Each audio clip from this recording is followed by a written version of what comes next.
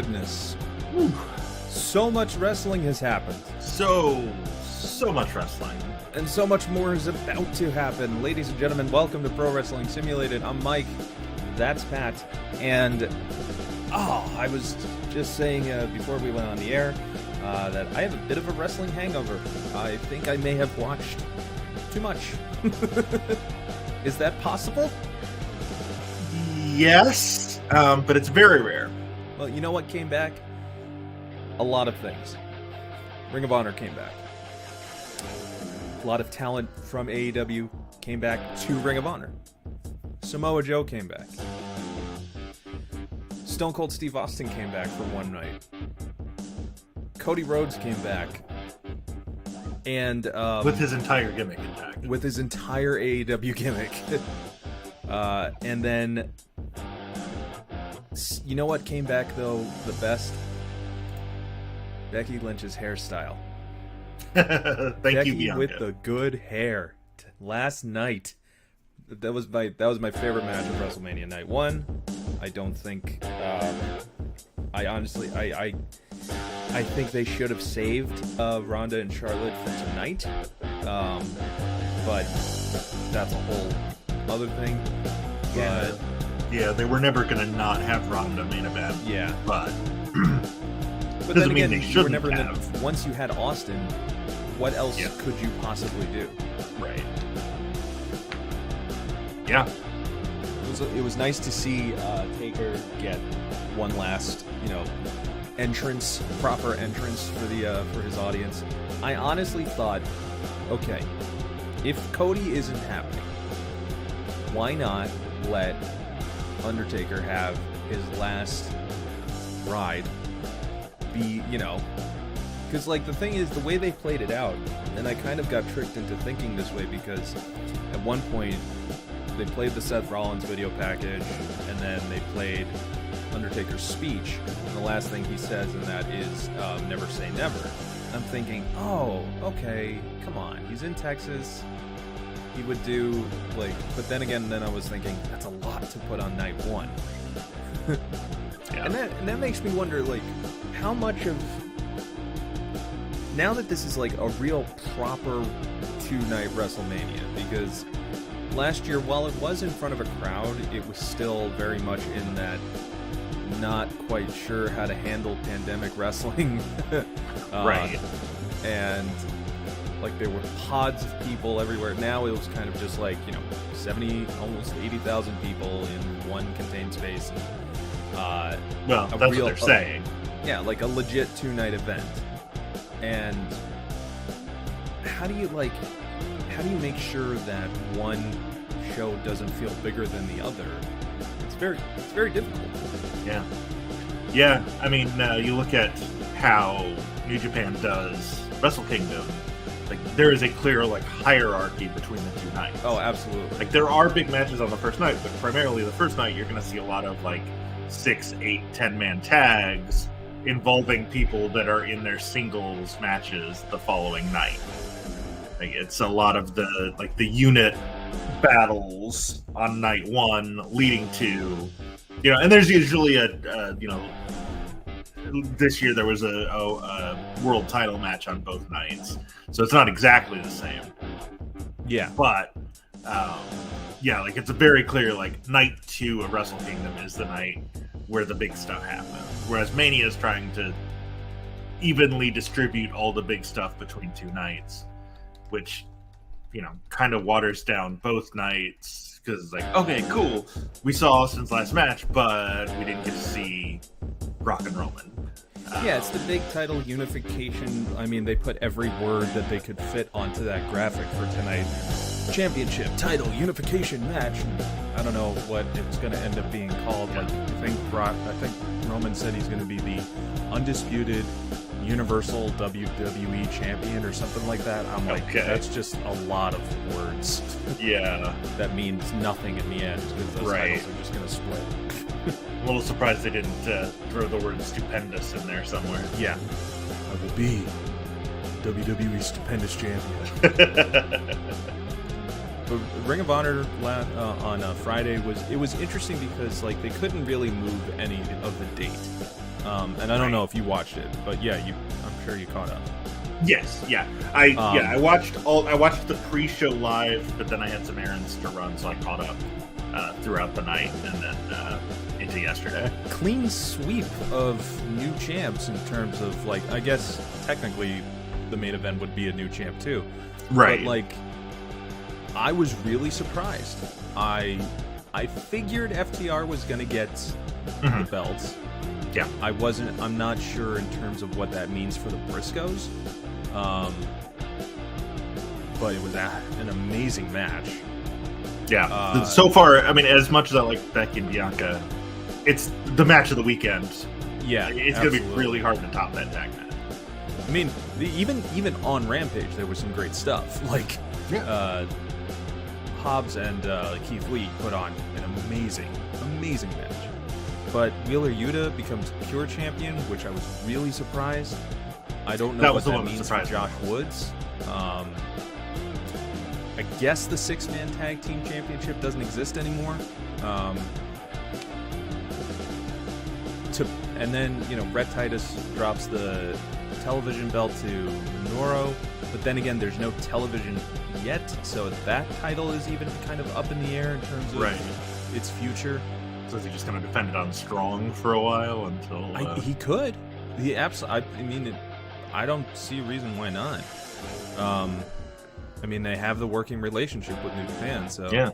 And Ring of Honor has history with New Japan as well. And then... the first AEW show, basically. I mean, it was technically a Ring of Honor show, but... was with Ring of Honor and New Japan. Funny how that came like full circle too. Yeah.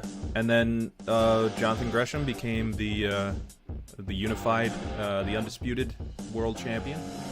Jay Lethal then predominantly made a heel turn. Yep. Which kind of is refreshing for him in terms of like the direction that he had to be in this level of his career. Yeah. I know he's been heel in the past, but like this was like they made a point to have it be audible where he's like, when I play by the rules, nothing gets done, and I was like, okay, cool. So yeah. And that's something they've been playing into pretty clear on AEW too. Yeah. He's been winning on Dark and Elevation, but he's just not getting the job done on Dynamite and Rampage because he's playing by the rules. I did not realize how much that crowd did not like Matt Sydal, because apparently when he beat him up, they were like, "Thank you, Lethal." Like, that's odd. Yeah.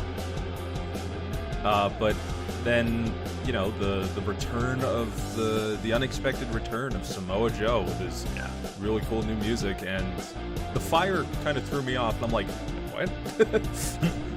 That's gotta be Joe. That's gotta be Joe. That's gotta be Joe. But he looks happy to be there. He looks like he's ready to.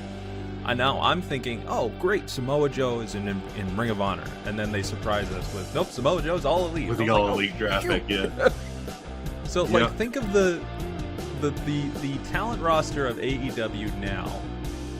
The main event stars are the main event stars of Ring of Honor from the mid 2000s. Yeah. That's insane. Yeah, they've got Joe, Punk, Danielson, Moxley all under one roof. Christopher Daniels, Jay Lethal. Yeah. It's nuts. And then you have like the late resurgence, or the Bullet Club era Ring of Honor stars in there as well, minus Cody.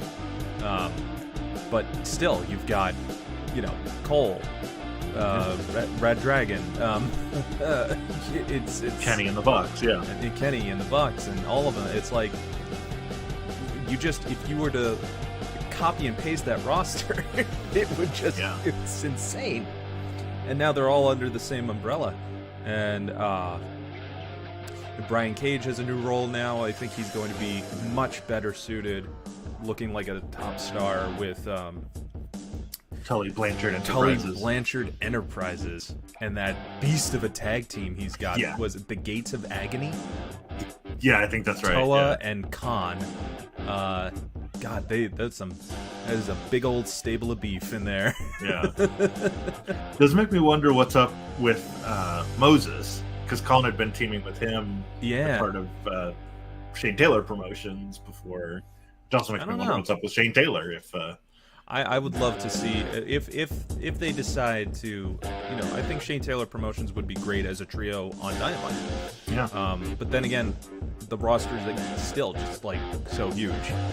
Let's, it was interesting to see because like on the pre-show they used a lot of the later year known stars.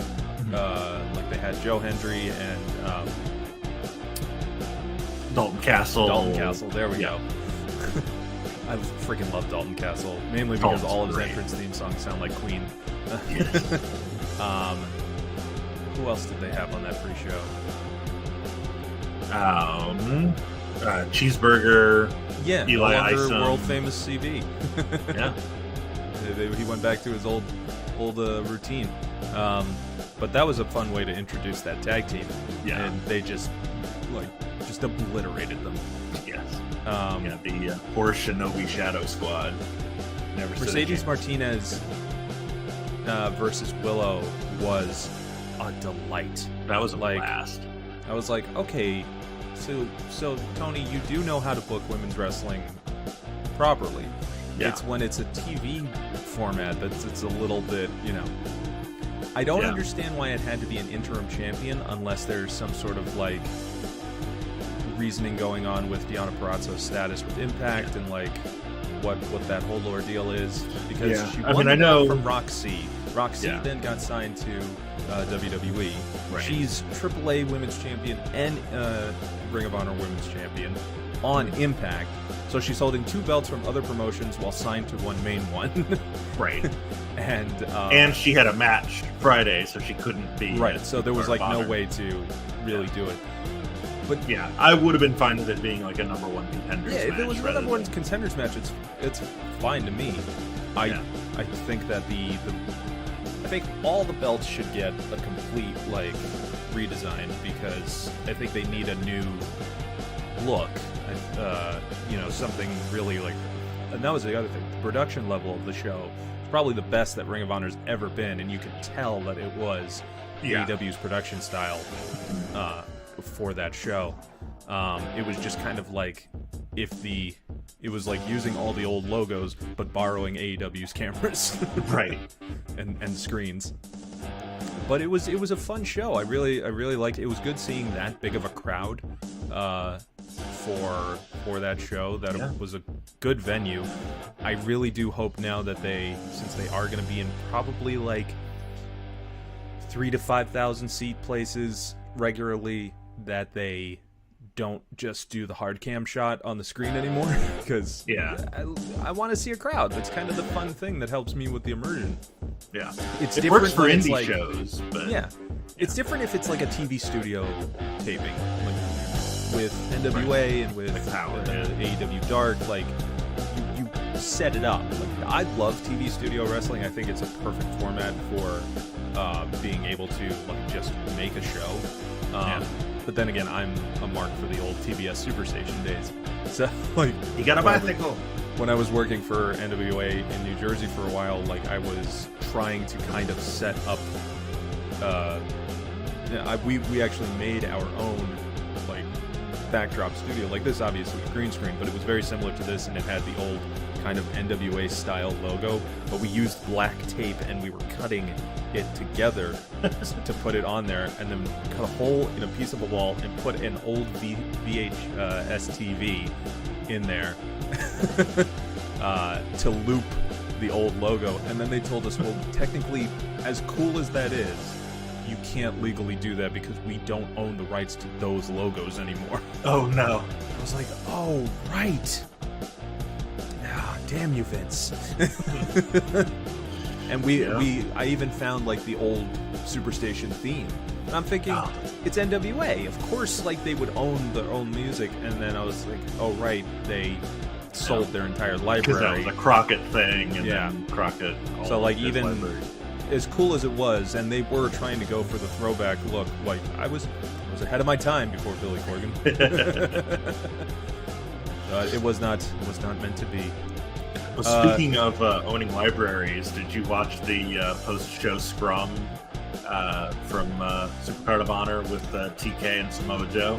I heard a little bit of it. I didn't catch all of it. Mostly I didn't because watch I was all of it like half either. Awake at that point, but I did catch Joe talking about how when he was still at WWE, trying to convince Vince to buy the Ring of Honor library. Would have been smart. He was one of the vocal people there. Like, no, like you would have access to all of this great stuff from me and from Brian and from all the Punk people that you signed. Yeah, and yeah, you could. Yeah, and this was still when they had Cole and Red Dragon and all of that in NXT. Like, just think of what you could do with this library. Yeah, and he wasn't interested. So, thank you. I have a feeling that that's the case with a lot of things that aren't his. Like, I was even surprised that Cody came out to his music. Yeah. But Same. I think that was everybody else being like, listen, if you're gonna say that you signed a guy from the other side who basically started your competition with the other people, bring that person over. Bring that version of him, yeah. Yeah. But also, as cool as that is, and a lot of, the E-drones on Twitter are like, yeah, see, he came back to the big leagues. Like, yeah, but he wouldn't have got this entrance if he hadn't left. Right. So what does this say to... The best thing for everyone in WWE's career is to leave WWE. Uh-huh. Yeah. It's so weird to say it, but if you don't wrestle on TV, on WWE television for a long time, you come back and you are the biggest star ever. That's right. Because WWE it used to be like stars. You make yourself a star out like in WWE, and then you were a huge commodity. Mm-hmm. Now it's on the reverse. Yeah. And I kind of love it. Like, they're only still number one because of the television deals and the distribution and the arena reach. Yeah. Other than that, like, content-wise and in terms of ratings and stuff like that, they are very comparable. Critically, you can say there are other shows that are better. Yeah. Marketable, of course, everyone still associates those three letters with wrestling. Right. Like, if somebody says, like, oh, you still watch WWE, and I could be watching, like, AEW or MLW or any other three-letter promotion. Oh, no, I'm watching the CZW Tournament of Death. Why do you ask? Yeah. Like, exactly. Like, oh, and they're like, well, you know what I mean, like, wrestling. And I'm like, yeah. That's what it's like the whole Band-Aid adhesive bandage thing. Yes. Xerox photocopier, yeah. Exactly. But we have a great lineup of matches for you today on this lovely Sunday morning, and with a high of 55 in the East Coast. We got traffic on the 10s in a moment.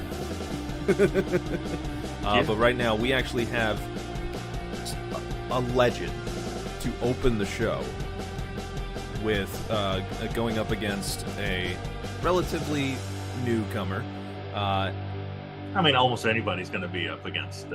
against Keiji Muto and John West, one-on-one.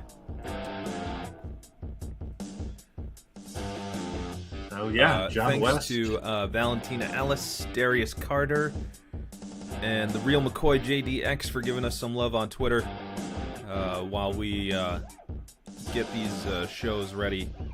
Always love to have the indie wrestling crowd be the fan base. Yeah, it's very cool. I like that they like what we're doing because we're having fun with it. We're having fun with it. It's cool to see that it's making an impact in the industry too. So John West, 11-year pro, been kind of a journeyman for the last decade or so, but Muto's coming out with his classic look in the Great Muta get up. He is a member of M's Alliance in Pro Wrestling Noah, apparently, from the land of the rising sun.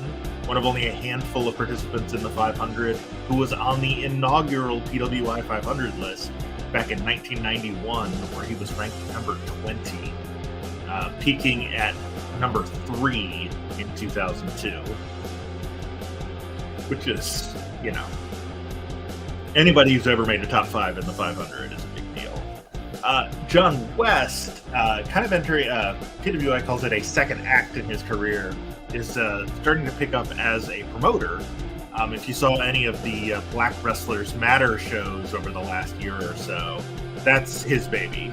Cool. John West is really the one that kind of got that off the ground. Has participated on both of those. He is also, I don't know if there still are, but at one point during the year, he and Con Artiste teamed up to a nice little play on both Con Artist and Ron Artest to win the Magnum At least Pro. It's not like Tag Meta Team World title. Peace. Yeah, right. Yeah, they beat the Coalition to win the Magnum Pro Tag Team titles. That was probably his biggest win of the year. Nice. During the evaluation period, which, as always, July 1st to June 30th. So we're closing in. We're, a little shy of 3 months away from this evaluation period being over, and we get new to start 500 this all being over again. That's right. Maybe next year we'll just do the tag version, which only has, I think, Maybe 100. we'll do a tag team version of it. Or just an all women's. Or all women's. We can do the 150, yeah. We do the 150, yeah. Yeah. I mean, let's not get too far ahead of ourselves, because we do still have, 285 more matches left in this tournament. So we've got 700 videos on our YouTube channel from this thing alone. So we're doing pretty well. Yeah. So, in terms of the Mist, other than the Great Muta, who do you think is one of the other great wrestlers who have really nailed that gimmick spot? Tajiri. For me, it's Tajiri. Yeah, of course. Yeah. It's got to be Tajiri. Yeah. Malachi Black's bringing it back, but yeah. The thing is, the Green Mist from I Tajiri don't need to see it like, oh, it's got weird effects on people when it hits them. I'm like, okay, well, how is it not affecting him? Because like he kind of almost swallowed it, or like he just kind of like it's in his mouth all the time. Like it's kind of weird. Well, I mean, it's corrupting half of his face. Yeah, either that or he just goes like. Yeah, now it feels more like he puts a piece of cardboard over his face and then just dunks his head in a... We watched the man with half a face. I didn't even know he had a problem. That's a deep Simpsons cut for Mother put cardboard over my half this one. Dominator. I always love that move. That's a great move. Yeah. Bobby Lashley does a good job, but do you think he'll be able to do it to Almost tonight? No. With a bad shoulder? No. Although I'm sure he will, and it'll be a big moment, but it makes me wonder, though, it had... I'm so upset that... And I hope for the quickest recovery for Big E. But oh man, one of these nights could have been a real night for him to shine. Could have been. And didn't New Day's match get cut? It did. Got cut for time because they had to make room for their 3 hours of video packages. Yeah, maybe that's an issue that they should talk about. Yeah. And I get that they have to have some because of their deal with Peacock. If people watching, that's a fork. Muta breaking out a fork. Muta's breaking out a fork, pretty clearly. Yeah. Again, though, that's the inexperience of Sayuri Namba, our referee. Who's in the words of Jim Ross, why isn't that a disqualification? In this case, I agree, Jim. That probably should have been. Oh, there we go. With a quick win. A big moonsault after repeatedly stabbing someone in the head with a fork can do it. 8 minutes, the Great Muta. Seconds. Good lord. Leaving John West laying in a pool of his own blood. 8 minutes, 52 seconds. That is now the 4th shortest match in the tournament so far. Ahead of only EC3 against Tyler Bate from episode 7, Dak Draper against Chad Gable from episode 18, and Karrion Kross squashing poor Mr. Iguana way back in episode 2. So, winner via moonsault pinfall after stabbing him repeatedly in the head with a fork. Yep. That's the moonsault is going to be what goes down in the record books as the reason for victory. But come on, yeah, the head stabbing is probably your real answer there. Well, I mean, it's an honor to just be in the ring with Keiji Muda. I'm sure. Yeah. And I'm glad that he decided to grace us with the Great Muda persona today. Yeah, bringing it out for the big matches. You know, go big or go home, right? Right. And now John West probably very grateful to be able to go home. Although, yeah, I was just gonna say, I hope that head heals up. Good lord. Yeah, that did not look fun.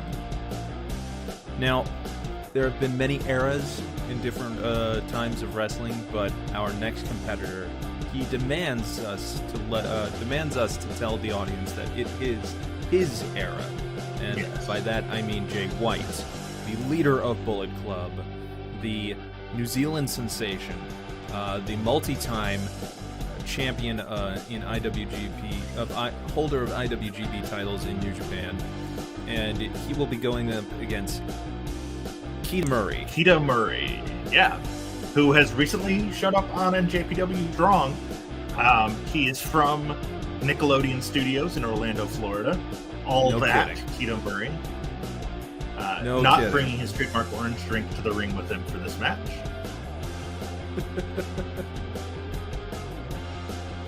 I love gimmick locations. Yes. Yeah, Keita's a lot of fun. Watched a couple of his matches too. My apologies, I am not a very good editor in Fire Pro, but I did what I could in order to get Keita to kind of look right and to kind of move right. So I watched a few of his matches. You did a great job with Switchblade, though. Oh yeah, that's totally. I mean, like the scan of the face even looks amazing. Did you get his voice to record not too? an in-game model. Yeah, I had to do an impression of him and upload that for the voiceover. A lot of work. Oh, just going straight for the balls there. Yep. Charles Robinson, second night in a row, missing I think that spear last night clocked his head a little too hard, and as long as he doesn't start taking off his clothes and elbow dropping his jacket, I think we're good. Charlotte nailed him last night with that spear. Good God. And it wasn't even one of those things where it looked like she was going for the spear and then moving out of the way. She got pushed, and apparently if you kick Charlotte in the behind hard enough, she will spear someone. Because that's exactly what happened. Ronda Rousey just kicks her forward in the posterior, and instead of just breaking the hold and falling forward, she lets go and spears Charles Robinson. I wonder what would happen if now I'm thinking of if Naomi went for the rear view and Ronda kicked her, does she go into orbit? I think that she does pounce. It just has to escalate. Yeah. She gets to Keith Lee, Adam Cole GIF levels of pushing people out of the ring. Yeah. Just I believe at that point it surpasses being a pounce and becomes a yeet. Yes. Was it the Beal? The Beal, yeah. The Uncle Phil Beal. Just I didn't realize that was a real word. I thought that was a misspelling of something. I always assumed that they were saying peel. Yeah. When they talk about taking somebody out of the corner, and jeez, Jay, come on. And we know Jay White has been IWGP United States, Intercontinental, and World Champion. Heavyweight champion. Heavyweight champion. Has not been able to get the combined belts or the World Heavyweight Championship. That eluded him several times, but has main evented Wrestle Kingdom 3 times, I believe. I believe that's right. His match with Ibushi last year was his highest rated match of the year, 5.25 stars for Meltzer. Absolutely incredible. Started like as a young boy as a young lion in New Japan. Went on to have a good excursion in Ring of Honor. Came back as Switchblade and just became devastating. Joined up with Chaos. Eventually got the unthinkable to happen and had Gato turn on Okada to make now a new form of Bullet Club, of which he became the leader. Many times it had been said there is no leader of Bullet Club, and Jay was like, "No, I'm in charge. It's me. I'm gonna put some direction into this place." And so far, he has. He has. To the point of splitting Jado and Gato. Yeah, like for the first time in 33 years. 33-year tag team relationship torn apart. Yeah. Amazing. Jay kicked out the Gorillas of Destiny. Yep. He unified the House of Torture back into the Bullet Club. Yep. And made it all OG. He's got basically his version, his side that he's running over in Impact, and then he's letting Evil and Gato run things over in Japan. Yeah. And he's popping up on Rampage. Yeah. Just occasionally. I was kind of curious as to how he was going to do working TV style, like North American TV style, because a lot of the times, getting close to a count. All right, got a cheer. And our refs actually being a little more tolerant with telling the rules of weaponry. Yeah, and giving them that 5 count to get rid of it. But yeah, Jay tends to like do slow matches when he main event stuff. He has had really like stellar TV matches both on New Japan Strong and on Rampage when he was there. I hope he does come back. I would like to see him, but I know he's kind of like, I guess, committed to Impact at the moment. Yeah. But yeah, what more can be said about Jay White other than like maybe the North American scene is his next big like career move? But what about Keita Murray? Yeah, so last week we saw Devon Monroe in action.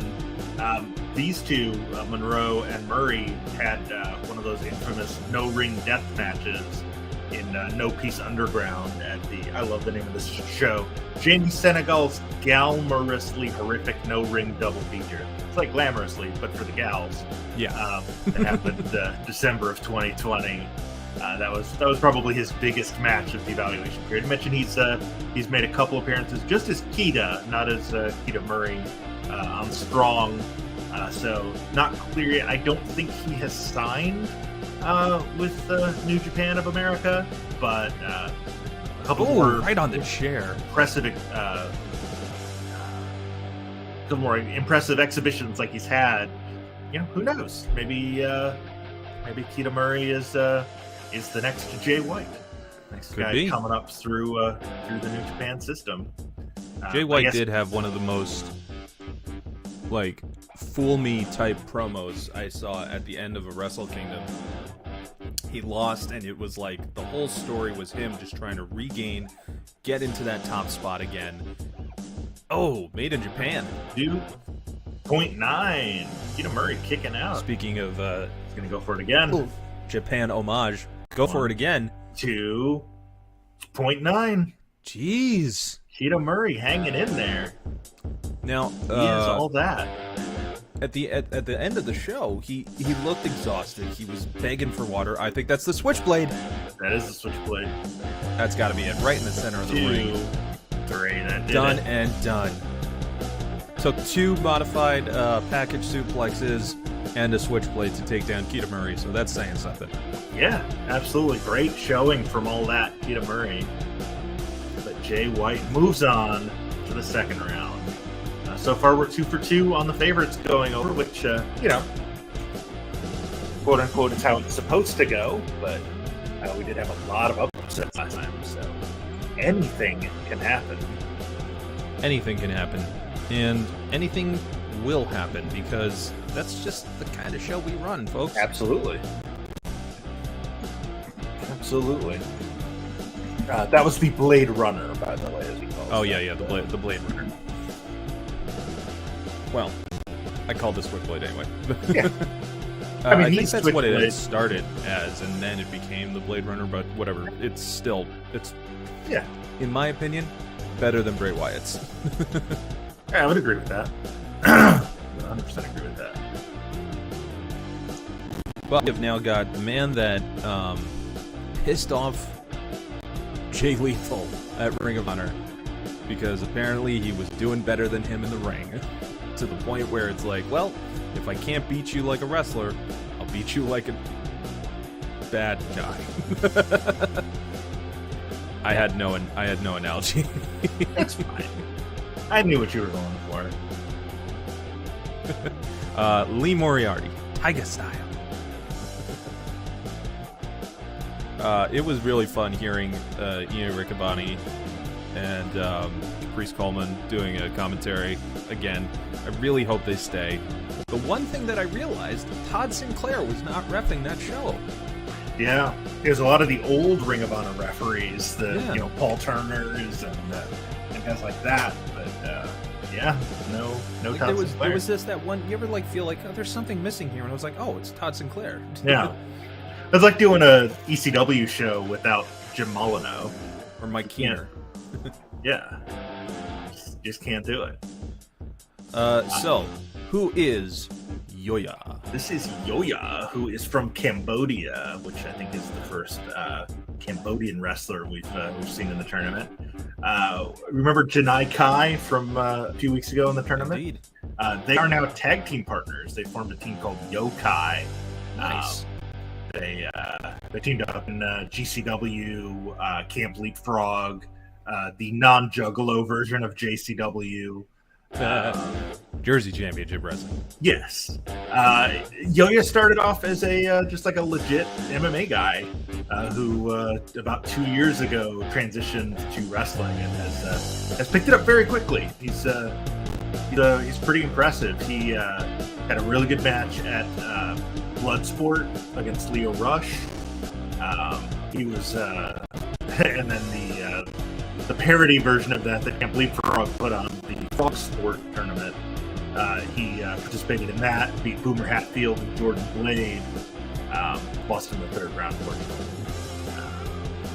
But yeah, he's like I said, he's only like a 2-3 year pro. Kind of sky's the limit for Yoya. Yeah, it makes me wonder, like, if a lot of MMA fighters are kind of making, like, nice reverse of the powerbomb, or her kind of into the powerbomb with Ray. With the Destroy Yoya. Destroy Yoya? That's what I'm calling it. I don't know if he actually calls that it was that. really cool, actually. I dig it. I'm wondering, like, if the more personality-flavored MMA fighters are always kind of thinking of keeping pro wrestling in the back of their minds as a follow-up.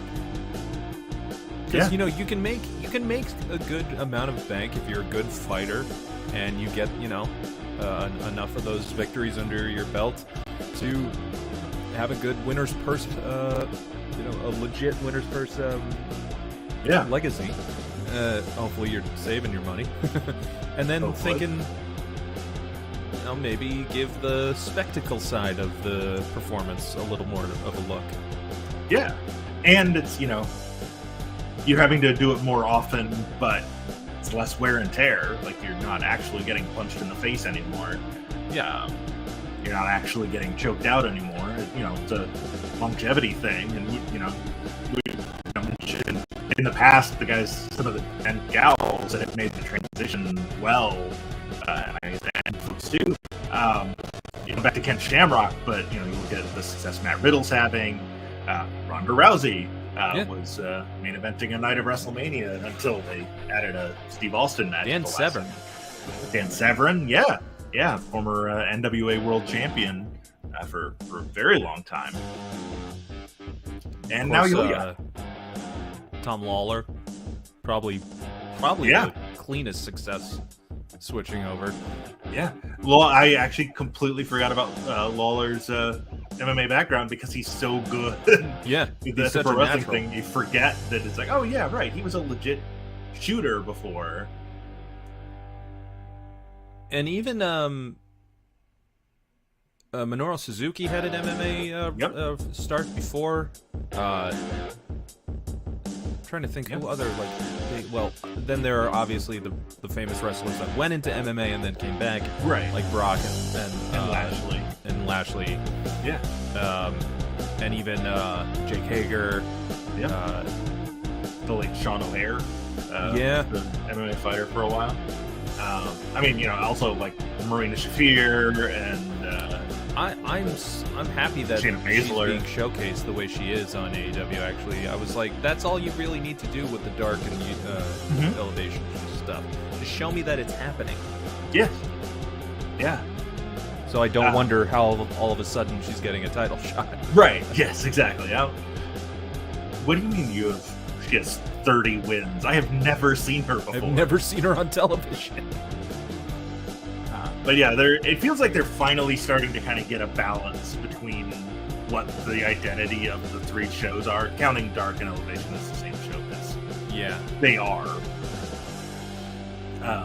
And now with Ring of Honor, it's interesting to see kind of the tiered system of there's no real plans in AEW for Brian Cage. He's got an AEW contract he just re-signed, but it clearly looks like he's going to be a big deal in Ring of Honor.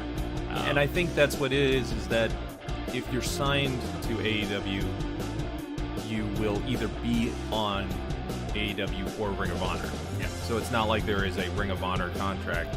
Just like there's not an NXT contract. There's, Right. it's all the same thing. It's just which show are you working for. Right. And they have kind of split the division. Oh, I thought that was going to be 3 for Lee. They've kind of split up a little bit of roster rotation with Rampage and Dynamite. Yeah. Which they definitely should. Just to be able to spread out the course of events. But I'm very curious now that Yuta is the pure champion. What is that going to do in terms of how the Blackpool Combat Club, such a cool name, is going to look at him now? And I'm assuming at the very can least we get get Danielson and him again? I mean, at the very least, I'm assuming we'll get a Yuta Trent match for the title, since it looks like. But what an Yuta's amazing rise for Yuta! Like real quick, like it just kind of like a really crowd got behind him real quick. Loki's going to be very pissed that once again somebody took that kick from him. Yeah, but when is Loki not pissed? That's my move. He has the deepest voice I've ever heard in a pro wrestler. Yes, You know, like what's the thing that it's like helium, but if you do it, it makes your voice deeper. I know what you're talking about, but I'm blanking on the. That's what he sounds like, just normally. Yeah. Okay. We've done some deep cut Simpsons references, but I'm about to make a deep cut reference to a cartoon I'm not sure anybody other than me ever watched. Did you ever watch The Brack Show? Oh, of course. Cartoon Network? Okay. The sitcom one, not the... yeah, okay. So, there's an episode where, because, Zorak always had this voice. Yeah. He, coughs up something that has been in his throat for years, and it turns out that he has a beautiful man voice. Yeah. That's Loki has a beautiful man voice. Yes. I am Loki. He really I remember when I would ring announce, I would always make sure, hey, can I just make sure I've got your accurate, build? And Lee Moriarty got with the surprise roll up. You know what? That's what I love about Lee Moriarty. See, he told you he's the thinking man's wrestler. Tiger Style came into play right there. Congrats to Lee Moriarty on a well-earned victory in a good back-and-forth match. But yeah, when I was ring announcing, I would always get would go about backstage and make sure I was getting all the proper stats. Hometown builds, because sometimes gimmicks change, or they build themselves differently. And everyone's cool, but when I get to Low-Ki, he just like surprised me with just it's and he tells me like all the stats, but I'm so hypnotized with how low his voice really is. I'm just like, the registry is just so off-putting. Why aren't you doing my job? What is it? Wyatt, you sound and it made me wonder like how much of that is him and how much of it is him. Right. Yeah. It's definitely distinctive. You're never gonna get Low-Ki's voice confused with anybody else. And Low-Ki will always make his presence known, whether you want it to or not. Yes, indeed. Yes. I have no problem with Low-Ki. I think it's just funny that he seems to have a problem with everybody else. Yeah, he's not the most popular guy in most locker rooms, but yeah, I think that's that's just him being him. He's got a big personality in a relatively small frame, and he wants to make sure that he takes up his space. He certainly does. Around. Our next match, here's the real McCoy, JDX, Chicago native. His biggest match of the year during the evaluation period was he challenged Warhorse for the IWTV Independent Wrestling World Title on a first show. That's, of course, F1 RST. But he did, unfortunately, came up short. But yeah, he worked some dark matches for AEW. He's put on some matches with like Sean Dean, Ja C, who we saw a few weeks ago, frontman Ja, Jason Masters.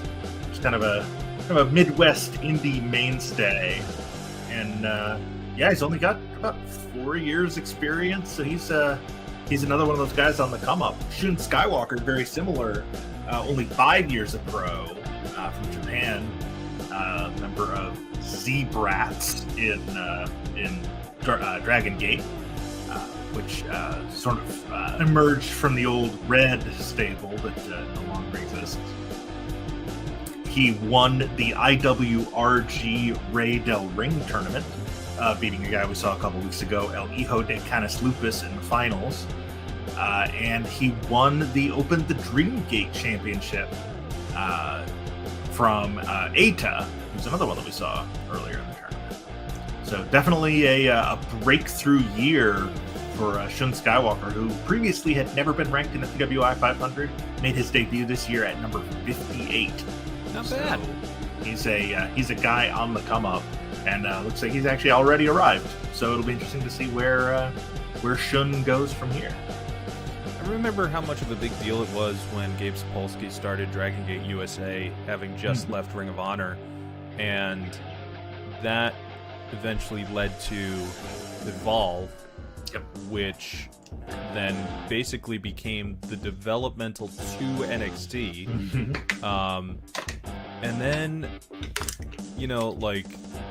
Earl Hebner's already down and bleeding. Oh no.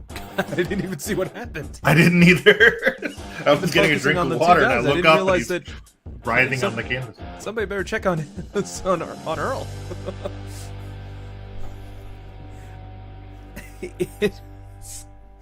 Dragon Gate championships I always love those too, because they sound very like an RPG prize. Open the dream gates. I was gonna go for a kung fu movie. Yeah, like a Final Fantasy type thing. It's definitely a Final Fantasy thing. Yeah. You have to open the dream gate. Face Sephiroth, Cloud. Spinebuster from JDX. Spine on the pine. In the Crimson Mask. Yes. How many more cliches can we throw in there? Oh, we'll get there. We'll get there. This JDX, he's the real McCoy. So who was the fake McCoy for them to have that? See, I've never really understood that expression. Is the McCoy and the real McCoy like Hatfields and McCoys? McCoy, I'm a real McCoy. Or is it like, somebody's been impersonating the Doctor from the original series of Star Trek? And no, this is the real McCoy. Damn it, Jim, I'm the McCoy. You can tell because he's got bones. Yeah. Well, folks, we'll be here all day. This run has been fun. Too bad we didn't make the end of the tournament.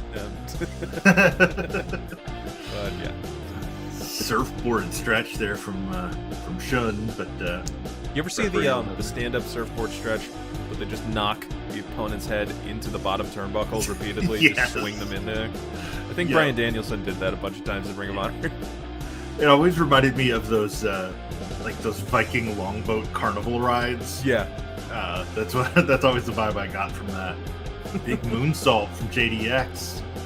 Justin, the Mystery Justin Blood Xavier is his other working name, and he just shortened it to JDX, going by his initials. The mystery blood on Earl Hebner's face is. I'm gonna have to go back and watch the replay eventually. Of what the hell happened. It almost looks like he's got devil horns. Yeah. Like his eyebrows have turned into red splotches. Now, are we sure that's Earl and not his twin brother Dave? I'm not. I'm not at all confident in that. No one can be sure. No. Let's sit out Dominator from JDX. Yeah, a little Rochambeau action. 2. Ricky Starks backstage like, you stole my move. No, he'd just say he's better at it than anybody. Yeah, that's true. Pale imitation. It's like, that's good, but it ain't no Ricky Starks. Stocks. Ricky Starks. Ricky Starks. Listen, nobody gets themselves over better than Team Taz. Talking about Team Taz. It is very true. Not that Hook needs the help. No. And we did confirm this week that he is curse proof. Yes. As Danhausen again tried to curse him. It usually works. Yeah, tried to do it again on Rampage and during the AEW Awards on YouTube. I don't know if you saw any of that. I watched him have the most awkward interview on Fight Fest on Fight Network. I forgot whoever the interviewer was. I'm not sure what he's doing, but he's doing like a gimmick persona. And Danhausen, in his gimmick, has no idea what's going on. So he's just going, I don't understand this question. What is this? What are we doing here? Like the whole time, just, what? I want to, what is this? You have microphone, I don't know what to do. Oh, love that Danhausen. Very, very good, very evil ANW money-making wrestler. Yes. The favorite wrestler of both Chris Judas and Egon. You gotta think, though, like... my favorite sign from Rampage this week was, I stole Hook's comb. Man, it really is wild how over Hook is. But it's also wrestling booking 101. Yeah. It's, mystery. Accentuate the positive, help cover whatever deficiencies he's got. Eventually he'll work a longer match, but no need to rush him into it. It's but that guy hasn't done anything yet, and I think he's gonna do something really cool. Forgiveness, please. Yeah, I mean it's how ECW booked his dad. Yeah. It's that's how have him dominate. How WCW booked Goldberg. What if we never saw everybody? Yeah, I win the title. I beat everyone. Everyone. Nobody kicks out of the Falcon Arrow except I think JDX has done it about 6 times now in this match. Skywalker's had enough. Just slams him to the floor. Looks like he is going to live up to his name. Oh, very nice. Off the top rope springboard plancha. Little Ray Fenix style. Yeah. And a little bit of hesitation on the... And JDX enters the ring, and I think he was going to try to climb the turnbuckles, but he instead just I was runs gonna into say, them. is this? Are we turning into New Legacy with with some of these spots? Oh man! Oh, folks, if you haven't watched New Legacy Inc.'s WrestleMania 38 sim, I was crying laughing with some of those moments. the opener alone, the Usos against Nakamura and Boogs, so good. By the way, shout out to Rick Boogs. I hope you get over this knee injury, man. That was unfortunate. It could have been a real fun WrestleMania moment spot, but fortunately his knee gave out. Yeah, sounds like I thought it was a gimmick injury. I thought he couldn't pick up both Usos. Yeah, but now it sounds like it's a legit quadricep quadricep tear and possibly damage to the patella tendon as well, which is that's a bummer. The only reason I know as many bones and muscles I do is because of pro wrestling. Oh yeah.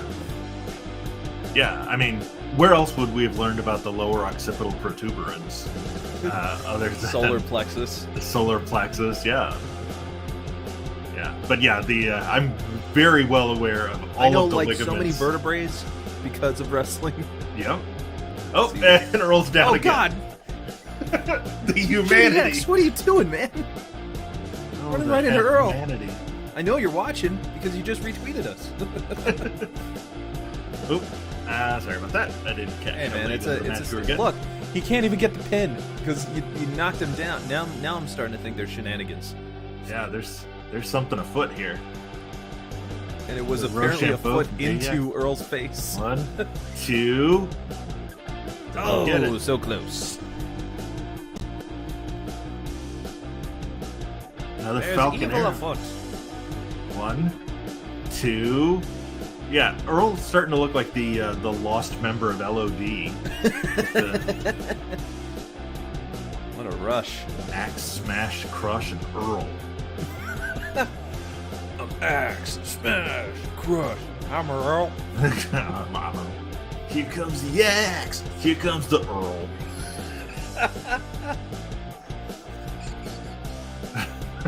think that was an Emerald Fusion just then. 2. He really 3, does look like he's got devil horns. He does. Oh. All right. The Force is strong with Shun Skywalker. And now, Shun Skywalker, you will advance to the second round.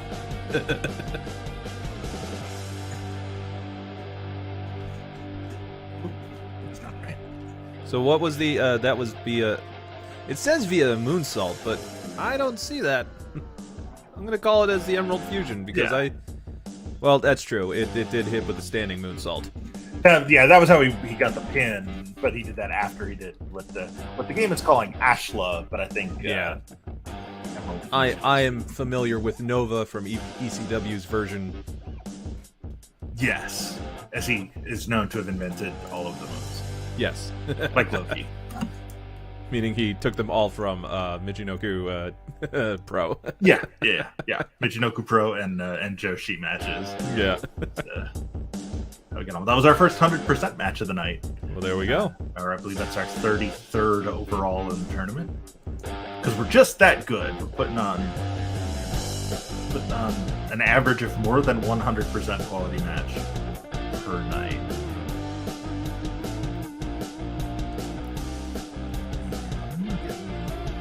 It's going to be our last match before halftime.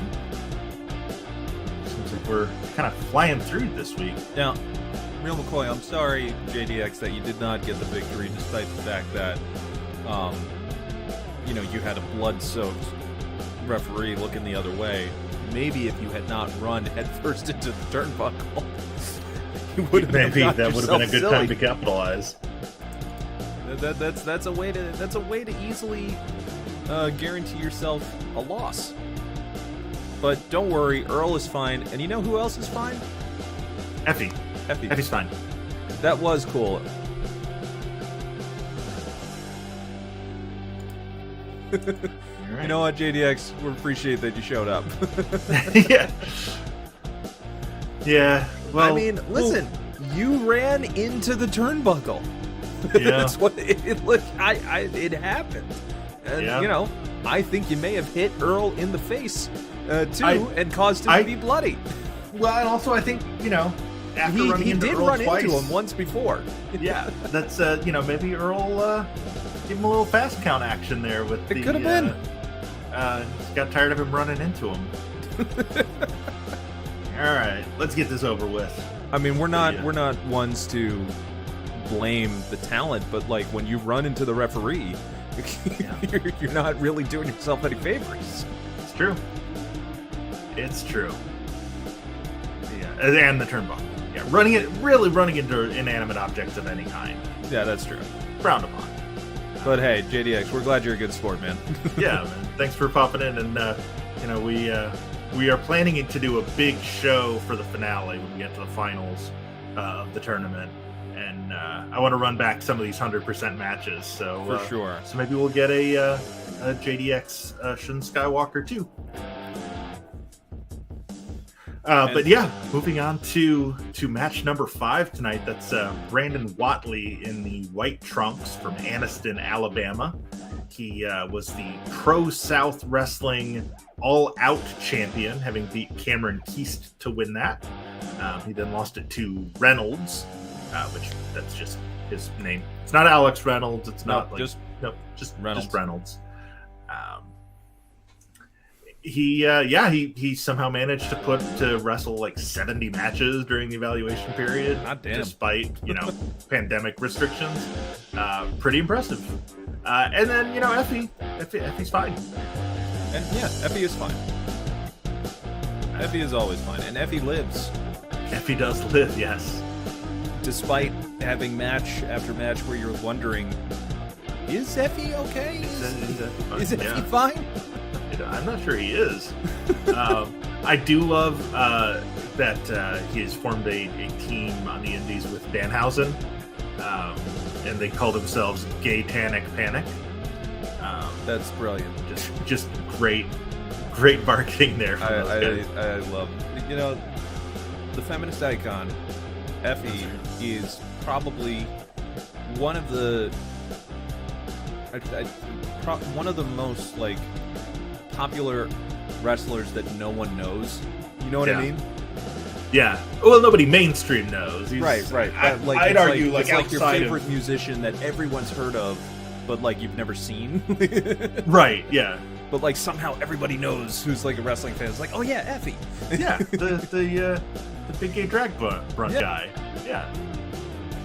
I think the Effie's Big Gay Brunch shows certainly are one of the smartest promoting tools. Yes. That's the thing I love about the Collective. The Collective is that annual collective of shows, mostly hosted by GCW, but it's just like the best of indies, and just all brought together. Yeah. Bloodsport, the World on Lucha that Gringo Loco hosted this year. The Big Gay Brunch, Joey Janela's Spring Break. Yeah. Which, how about Denise Salcedo turning on Sean Ross Sapp during the Clusterfuck Battle Royal? I mean, saw that coming. I'm all about, you know me, no crap, just Sapp, Sean Ross Sapp. Okay. The man knows how to deliver news. Apparently, though, he does not know how to deliver justified tag team partners that won't betray you. He made the classic. He's actually on the press floor right now for WrestleMania Night 2, waiting to get some Cody questions in. Nice. I always have our TweetDeck feed, so it's always like live updating me on everything that's going on with, which you can follow us, of course, at PW Simulated. Tag your favorite wrestlers if you are one of the talents on the show. Thanks for watching. Yeah, absolutely. If you're JDX, watch out for those turnbuckles. Yes. Be Listen, careful. We don't control the game. We just let it. That's right. That's Pro Wrestling Simulated. The game controls itself. JDX, if you are still watching, the next show you're on like IWTV, if you do a spot where you knock your opponent to the floor And then run into the turnbuckle? And you run into the turnbuckles rather than doing a dive, we'll know. We will know we've made it. We'll know. Yeah, we'll know. It may not mean anything to the live crowd, but we'll know. It'll mean a lot to us. We'll know it's for us. You got two schmucks who are just trying to put on a fun Twitch show. That's right. Oh gosh, top rope sunset bomb from Effie. 3, and that's enough. That does it. A lot of quick matches today. Effie is He's the fine. winner. What is he? He's just walking around. I don't usually see Hey, that man, at the end of the match. Listen, Effie likes to celebrate. And Yeah. as a former internet champion, they know the importance of being an online presence. Right. That's the number 95 seed Effie, knocking out Brandon Watley. 9 minutes, 36 seconds with a top rope roll-up pin, according to the game. I'm going to say Avalanche Sunset Flip. yeah, I think that's a little more accurate than his top rope roll-up pin makes it sound like he somehow small packaged him off the top rope. Yeah. That's not what happened. So 5 for 5 on the favorites today, Not bad. which I don't think has ever happened. I mean, good for us. Yeah. Or, I don't know. Is it us or is it the talent? Because we control the game, but we don't. And then it's still it becomes this whole meta thing. How deep does it go? That we're not going to do an iceberg video. Good God. I've fallen into those traps enough where I'm just like, oh God, hours have passed and I have done nothing. But 5 matches down, 5 to go. When we come back, we've got Sami Callihan versus Dark Sheik. We've got Ricky Shane Page versus John Davis. We've got Kenta versus Delmi Exo. We've got Darius Carter versus Octagon Jr., who I just saw on MLW this morning. Yeah. And in our main event, we've got Shima versus Kid Lycos 2. We've already seen they Kid made Lycos another 1. Time for the other one. So we will be back in 5. We hope to see you back with us. And if you're one of the talents who are on our shows, please join us. Let's have some fun. We're Absolutely. here. Hell, if you got a webcam, we'll put you on the show. Sure, yeah. All right, everybody. We will be back in 5.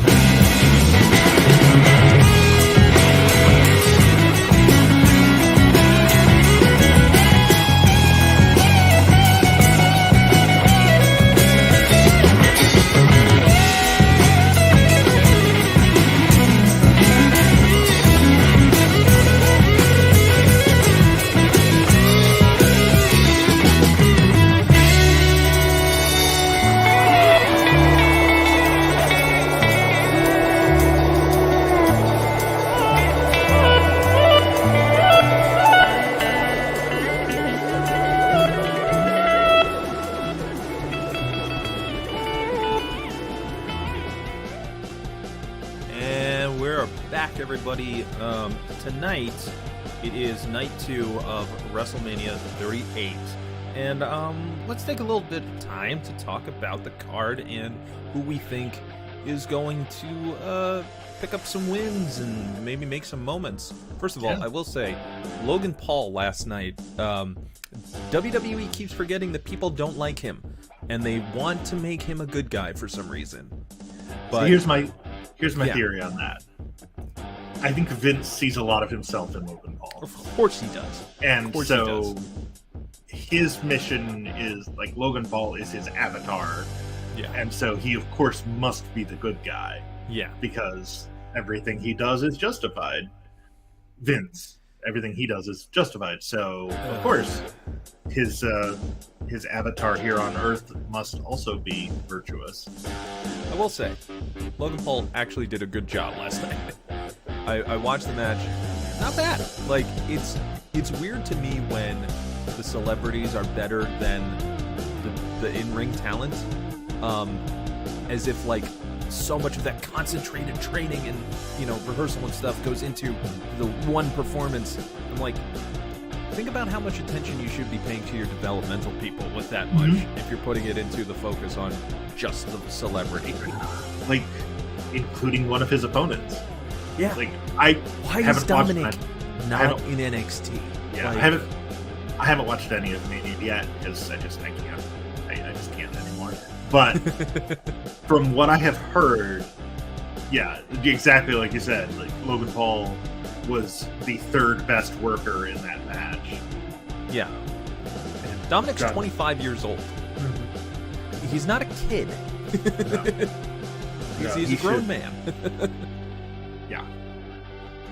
Anyway, so the Women's Tag Team Championship, Queen Zelina Vega, as she likes to talk, and Carmella will take on Sasha Banks and Naomi, and Rhea Ripley and Liv Morgan, and Natalya and Shayna Baszler. You know, people who have been teaming the whole time. Yeah, absolutely. Full-time team. Yep. All the time. The yes. legendary women's tag teams of the WWE. As evidenced by their team names and matching gear. And it won't be at all confusing when they're on the apron trying to remember who's partner. Right. But what will make things even more difficult, as we learned from New Legacy stream, Carmella has the ability to clone herself, which is something that I don't know that any of the other teams have. That's a very interesting glitch. I mean, I can. She was in the ring before she got into the ring. That's right, and then she was in the ring with herself. I can only imagine the expletives that Liv Morgan will let fly when she sees that happen. Yeah. Have you seen that clip of her were referencing from the Elimination Chamber? Oh yeah. Yeah. I forgot. I was like, you can take the girl out of Jersey. That's right. That's absolutely right. I'm thinking Boss Glow or Glow Boss. Sure. Yeah. I think it's going to be Banks and Naomi. Yeah. Yeah, I feel like that's one of a handful of matches on this show where you can just kind of go with the feel-good ending of the letting the baby faces get the win in the celebration, because there's probably looking over the card, I don't think there's a ton of opportunities to do that. No. It's gonna be a lot of heel wins tonight, I think. Well, I think okay, so last night, or actually yesterday morning, the dumbest to watch during the morning, I watched Jackass Forever.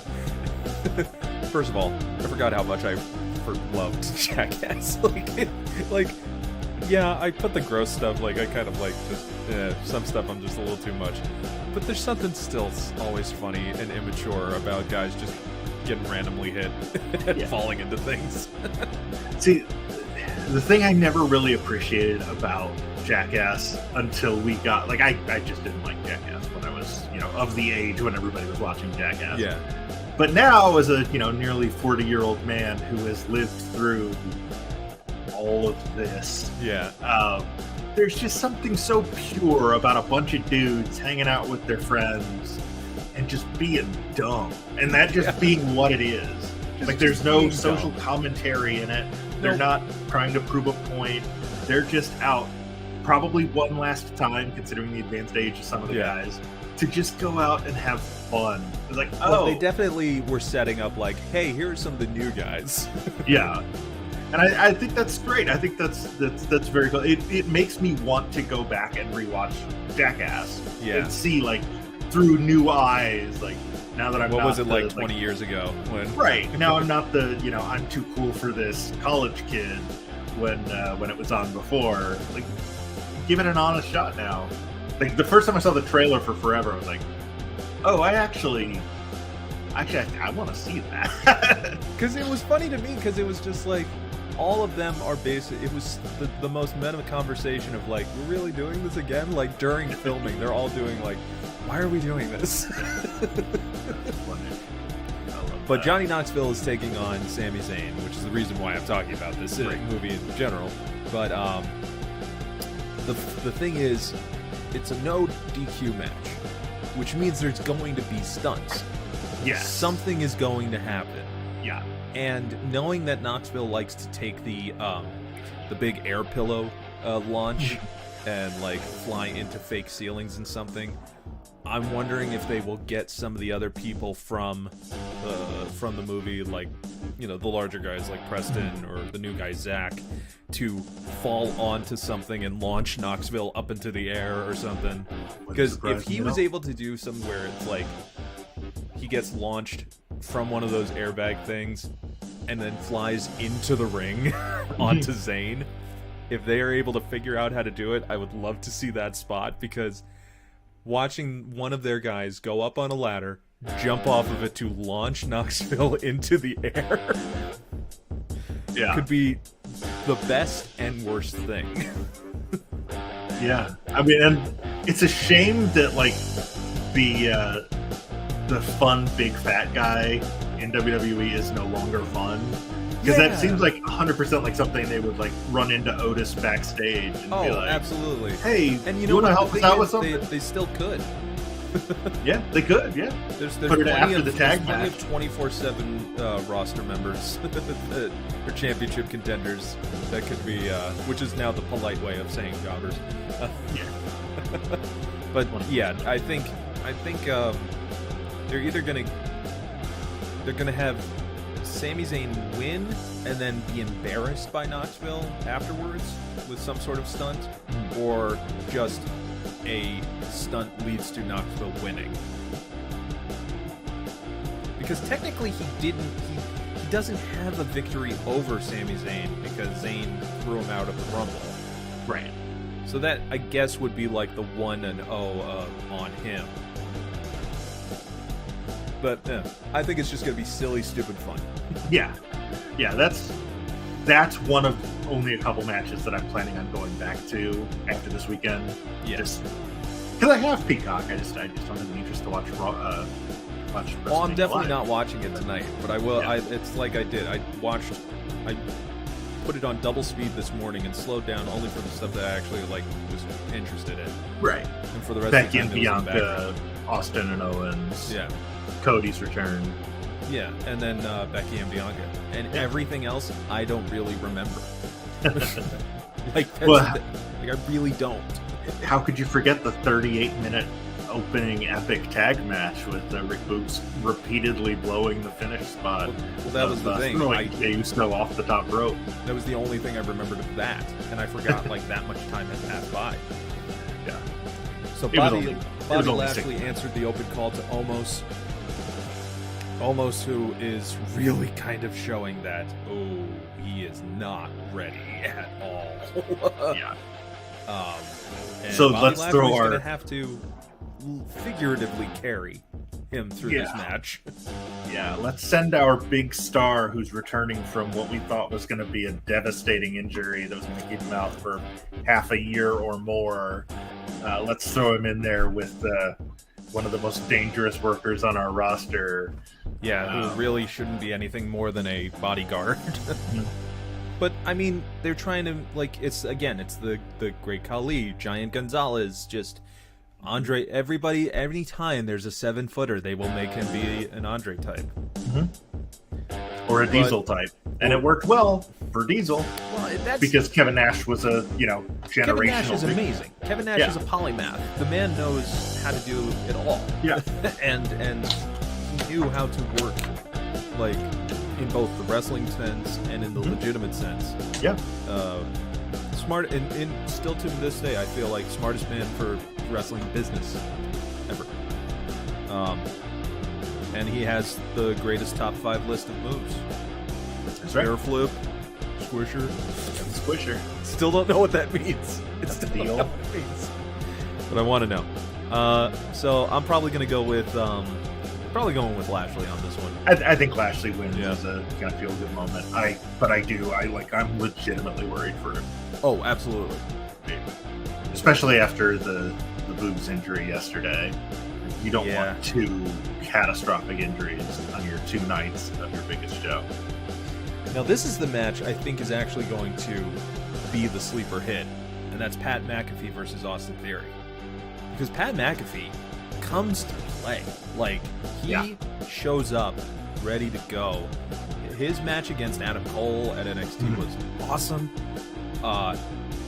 It's clear that he has wanted to be a wrestler, and I always love when the people who are like fans of, like, even Maria Menounos years ago had a great match, and it turns out, like, if she hadn't gone into entertainment talk shows, she wanted to go into pro wrestling. Yeah.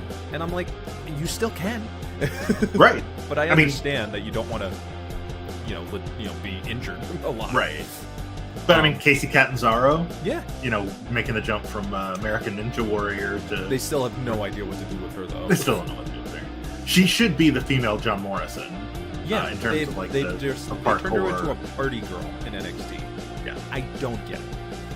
Other than I think it's a rib on her for being one of the people in the performance center who didn't listen to the COVID protocol rules. And like went to public parties and unmasked places. I missed that. And posted on it on Instagram. Come on, Casey. You don't do. I think Austin Theory is going to get the win here. I think so. But I think Pat McAfee is going to show off really well. And he's going to have at least one really impressive spot, like his jump to the top rope. Maybe more. Maybe. I love his, like, that leap he did to the top rope, like, just standing to Cole, and, he can moonsault, he can do, and it's more than just the flashy stuff. He actually knows how to, like, he knows. He's got an idea of how to be the whole thing. And Lord knows he's got the energy and the persona. I do get a kick out of when he freaks the hell out when Boots plays Nakamura's entrance. And he just goes, "Come on, Cole! Come on!" Yeah. I love it when the people involved in the show are fans of the show. Yeah. It makes me feel like, oh, maybe I should be watching it. And I watch, and I'm like, oh. Oh, right. So yeah, probably a good Austin Theory win. He needs it. He does. But then again, it's WWE, so you never know. Wins, they don't matter. They don't matter. Ricochet has the belt, and for some reason that's supposed to make us care again. He's not even on the show. He's lost, all 3 matches he's had. How important is it if he's not even defending the title? Yep. And he loses in a battle royal to Madcap Moss. Yeah. That's his WrestleMania moment. Not even on WrestleMania. I wonder, maybe the New Day match will go on to the pre-show of this night. Like, they may move it around. That's Wikipedia has it listed as being part of today's show. So they did apparently bump it back.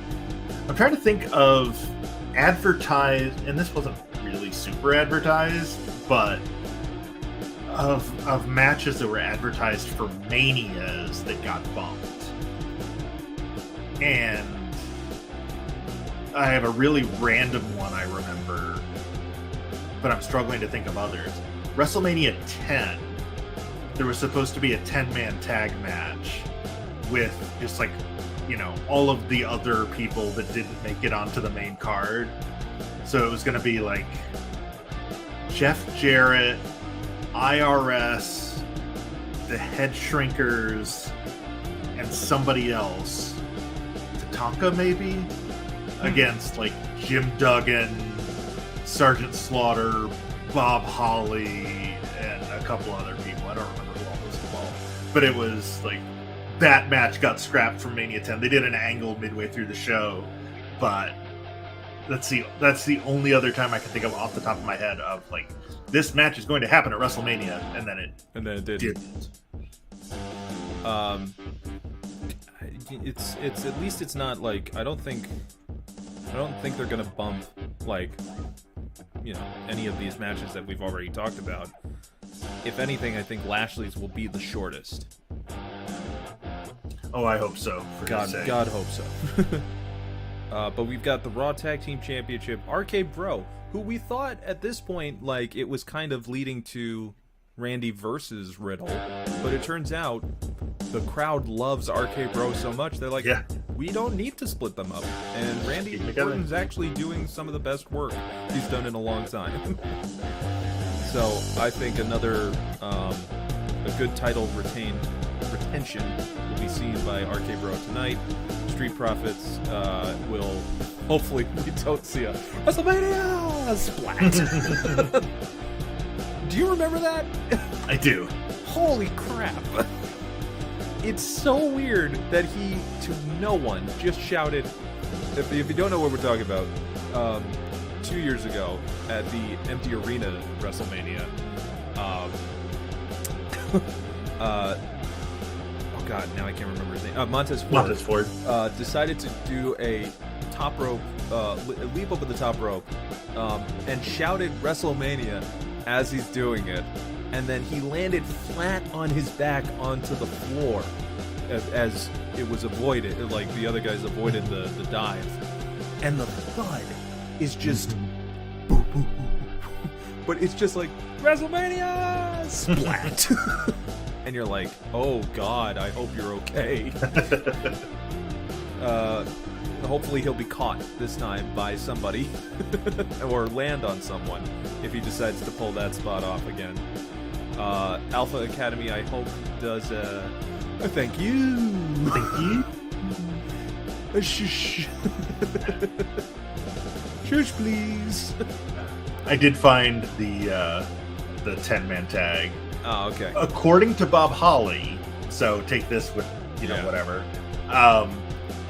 Apparently, the Razor and Shawn ladder match, they kind of went into business for themselves and ignored the referee's call to wrap it up, and went long. And so the advertised match of Bob Holly. Okay, I was wrong. This was pre-heel turn Tatanka. So it was Bob Holly, Tatanka, the 1-2-3 Kid, and the Smoking Guns against IRS, Jeff Jarrett, the Head Shrinkers, and Rick Martel. Well, I guess we'll never know what could have happened with that list of Saturday morning superstars, right? At the time. Like that was what amounted to a WrestleMania match in 1994. But I mean, I guess I shouldn't make fun. New generation years are not great. No, they're not. They eventually became better. Yeah. But WWF almost went out of business during that time. 1993 to 95 was a dark period. Very dark time for WWF. 96 also, but 96 was starting to pull out of it. That was, it's when Nitro showed up. Yeah. Yeah, pretty much. Honestly, if it wasn't for Nitro, WWF wouldn't have been, like, wanting to make sure they still competed. Yeah. So, say what you will about competition, it's always good for business anyways. Indeed.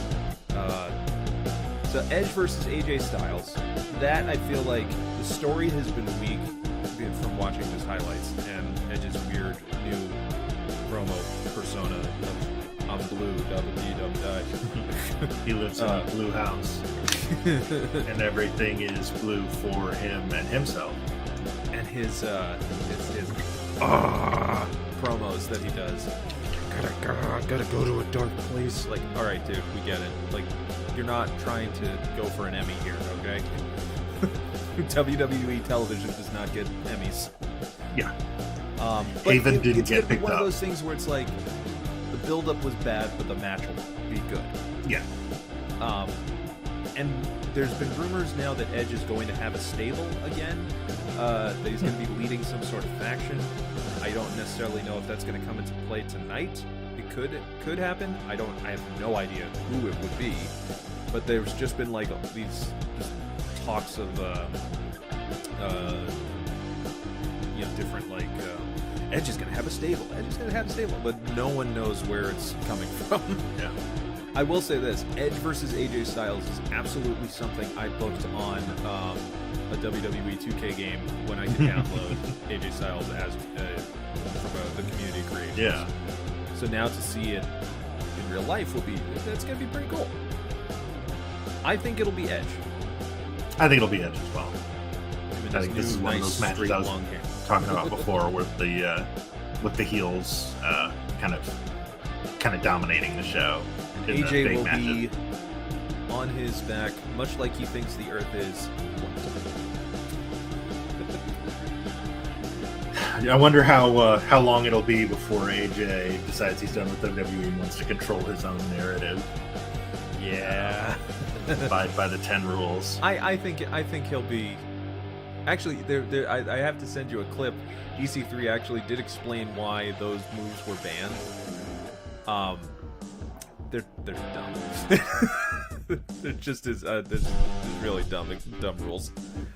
And then finally, the main event, the title championship unification match.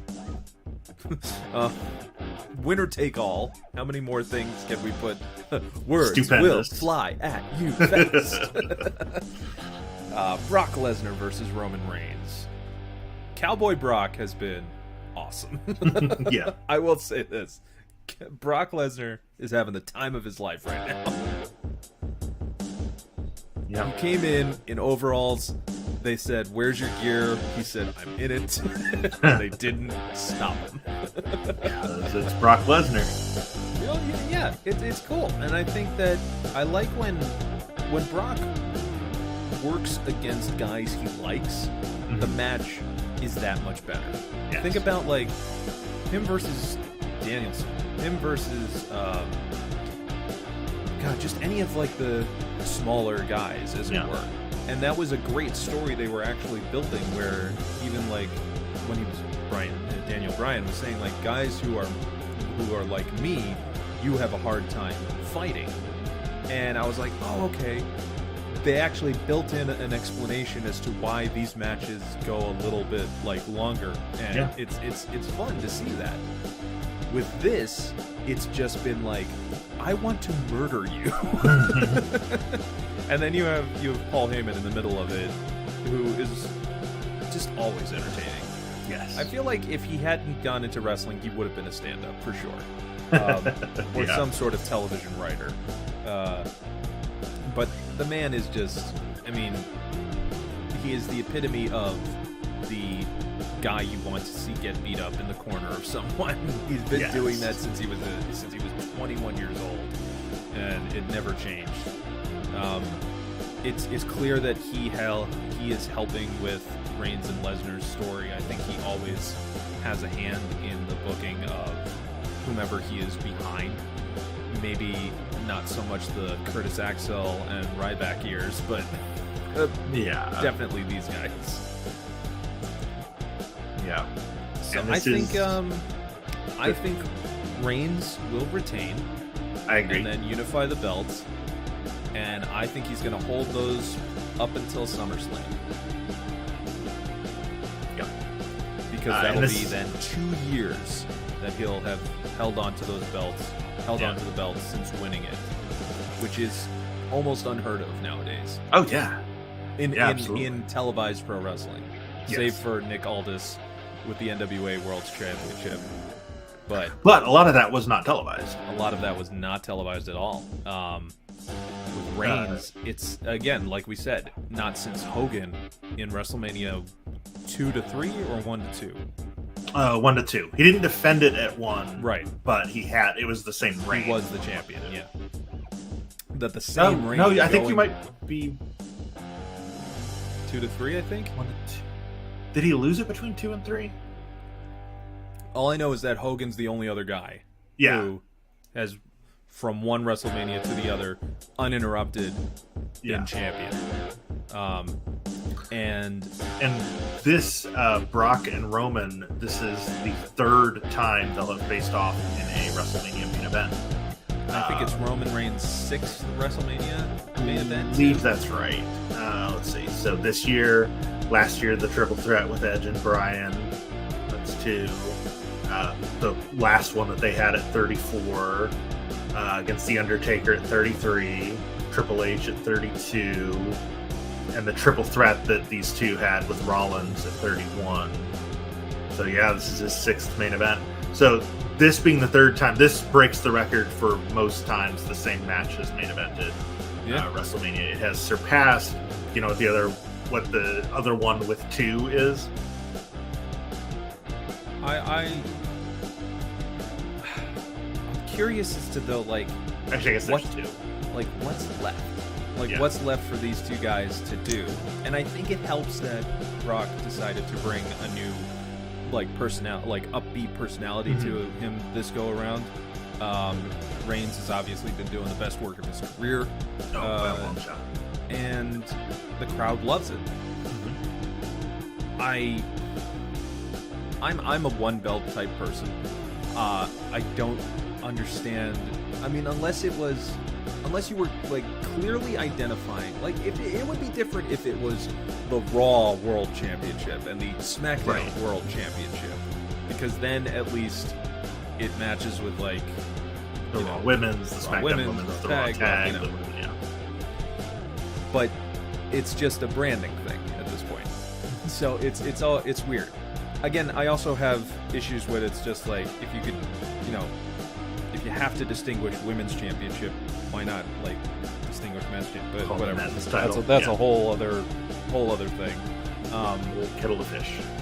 But I don't see a unification happening that long anyway. And eventually, I mean, someone's gonna be like, well, SmackDown needs a champion. I'm like, you do. He's also on Raw, or he's on, you can have them. It's just they're just pretty much telling you flat out, we don't know how to book this. Nope. Two shows, one champion. What do we do? The first time they did the Undisputed Championship, and Triple H going back and forth to or Undertaker, it was going back and forth to a couple of shows, and automatically everyone's like, well, our guy should be fighting. Well, our guy, well, what do we do? And I'm like, how many times are you going to do this story? You can only do it so many times. Right. This is why I don't like brand split. It doesn't make sense. Yeah, I like the brand split in theory because it allows, in Austin theory, because it allows guys who ordinarily would just not get TV time to get TV time. Yeah. But looking at the state of the roster, would WrestleMania 38 be in worse shape if there was no Madcap Moss match? Right. If Ridge Holland didn't have a match? And the other thing is, they've cut so many wrestlers. Why do they even have 2 branded rosters? You can have 2 shows, you can have 1 roster, and it's not like they don't do the, hey, this guy's here all of a sudden. Right. Especially this time of year. There's no split amount of pay-per-views, thank God. There's just as many, but there's not, there's premium live events now. Yeah, there's no pay-per-views, just premium PLEs, not PPVs. But whatever you guys decide to do with WrestleMania, if you watch it, if you don't, enjoy it. Just remember, there's lots of wrestling out there, including what's coming up next, which is Sami Callihan versus the Dark Sheik. Very nice transition. Thank you. I do the best I can. Sami Callihan, one of the pioneers in the indie scene for a long time. Only now really getting the mainstream attention. Been all over the country, but I know next to nothing about Dark Sheik.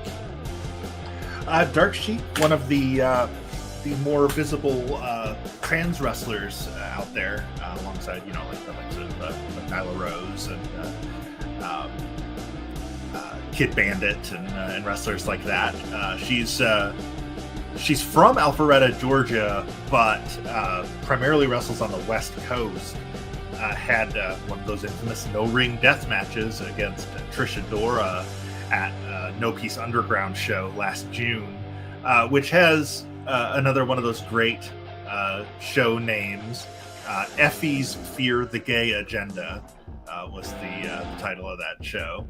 She had a really good match against Ia Surreal.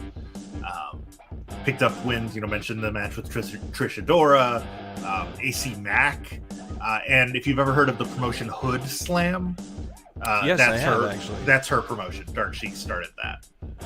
Awesome.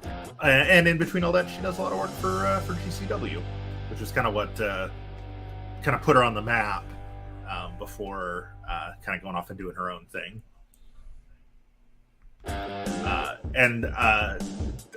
Apologies to Dark Sheik. This is one of my creations because the only creations I could find online were pre-transition. So rather than trying to modify one of those to reflect her true identity, I figured I would start from scratch. And as we've established, I'm not great at those, but did what I could. And Sami Callihan, like you mentioned, mainstay of the indie scene, working primarily for Impact now. Did have a, ties back to his roots. He had a barbed wire massacre match last year against Eddie Edwards. He got 3 3/4 stars. Challenged the North, Ethan Page and Josh Alexander for the Impact Tag titles alongside Ken Shamrock, but came up short there. Turned heel, turned face, feuded with Kenny Omega briefly over the Impact title when they were doing the whole Forbidden Door thing. But yeah, pretty good year for old Sammy. Number 114 on the PWI 500 as opposed to Dark Sheik's 399. And of course, that's referee Aubrey Edwards. I'm just looking up more info about Dark Sheik. There's a very good article on Outsports.com talking about Dark Sheik and Nyla Rose and how the emerging trans pro wrestling community and the acceptance that has come into place more so than any other year, which I think is an amazing, just good. It's always good. You love to see things like this happen between, we've got like Edith Surreal and amongst those names, Nyla, Kid Bandit, it's fantastic. Yeah, it really is.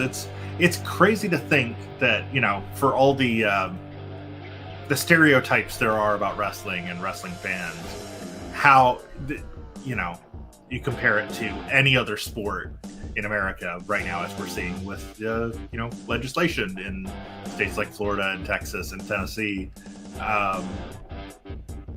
The level of acceptance for the LGBTQ community in wrestling compared to, 10, 15 years ago, compared to 5 years ago. Oh, yeah. It's weird. Phenomenal. Wrestling has become like the progressive sport. And it all really... And also, it depends on the person who is in control of the show. Yeah. And thankfully, there are smarter people nowadays in control of shows that are basic understanding of human beings. Yeah. I mean, they're not trans, but, Sunny Kiss is not an act that would have made it to national television. Well, it would have, but it would have been Quee-wee. Would have been terribly stereotyped. Yeah. Quee-wee, and it would have been the West Hollywood Blondes. Yeah. In the or Billy and Chuck. I mean, even Gabe Sapolsky said, like, he realizes in the very first show of Ring of Honor, there was I think they were called the it was a play on Backstreet Boys or something like that. I couldn't remember. The Backseat Boys. Something like that. Trent Acid and no, it was a different tag team. It was something else.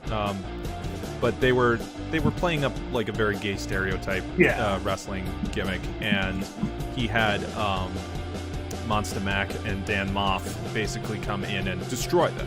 And he realized, not the best thing to do. And he even said, like, I've said some things on those commentary tapes, and maybe if Tony Khan's listening, I want to wipe those audio out, just for the sake of being cool about it.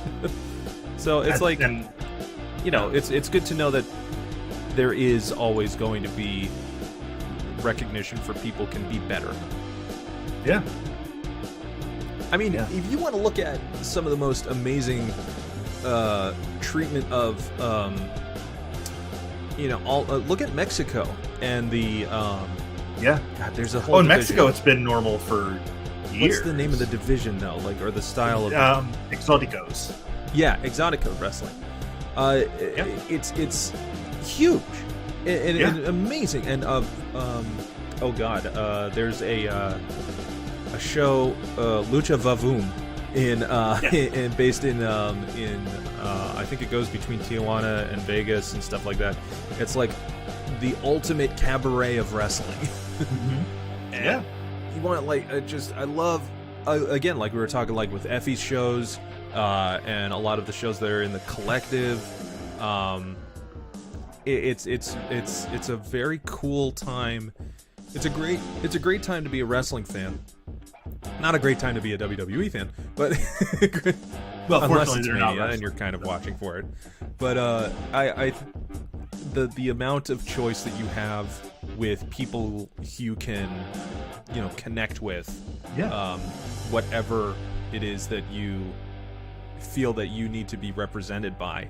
Yeah, it is happening more and more and more and more, and I love that. The Christopher Street connection was it. Of Buffy and Mace. Yes, that was the very first Ring of Honor match, and Sammy wins it with the top rope splash, and he lets the crowd know exactly how he feels. Sammy Callahan isn't the most poetic person. He's not the most polite individual. No one's making him out to be a poet laureate. Or a gentleman, although I did like that Bryan Danielson recently said he wants to be known as the poet laureate of violence in pro wrestling, and I'm that's an awesome gimmick. So 6 straight matches today where the favorite has gone over. Sammy.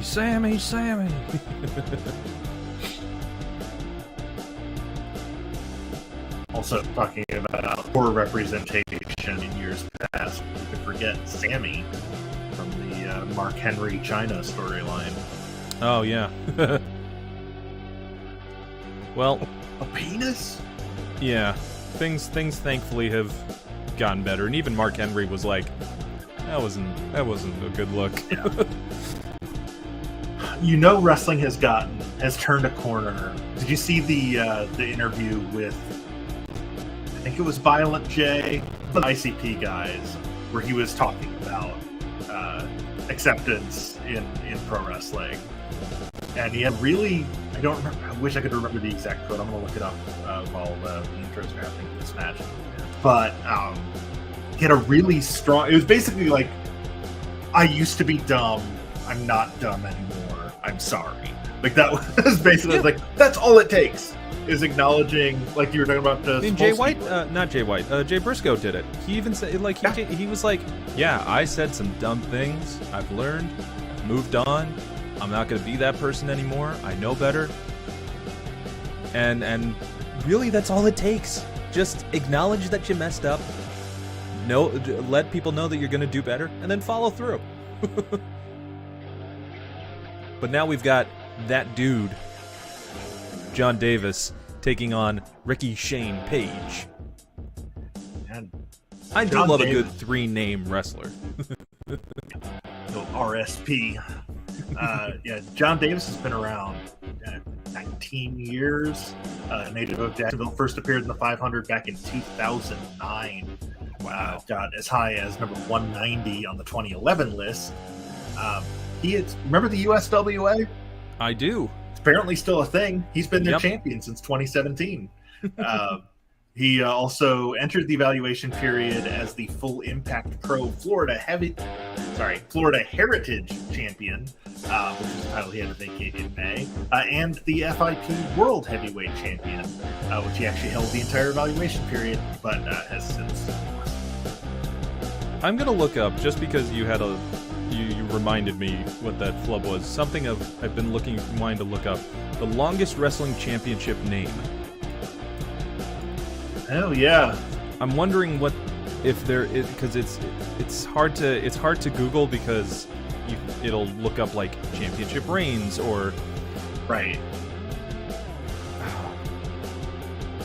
Like who has held the title the longest. Like, no, I want to know how many words are in one championship's title. But if you know, let us know, folks. Yeah, I'm really, so far all I'm thinking of is the Heavy Metal Iron Man. But that's just that's long words. That's Yeah. not necessarily that's not a lot of words. I think DDT definitely has the longest titles for pro wrestling titles. Also, my apologies to John Davis. Apparently my edit of your head is transparent. I don't even know how I did that. I was just gonna say, I thought like he had that good of a fade that it became literally a fade. Apparently his parents aren't going to meet. Gotta get them to kiss at the Under the Sea dance. That's right. Enchantment Under the Sea dance. Whatever. Get your meat hooks off her.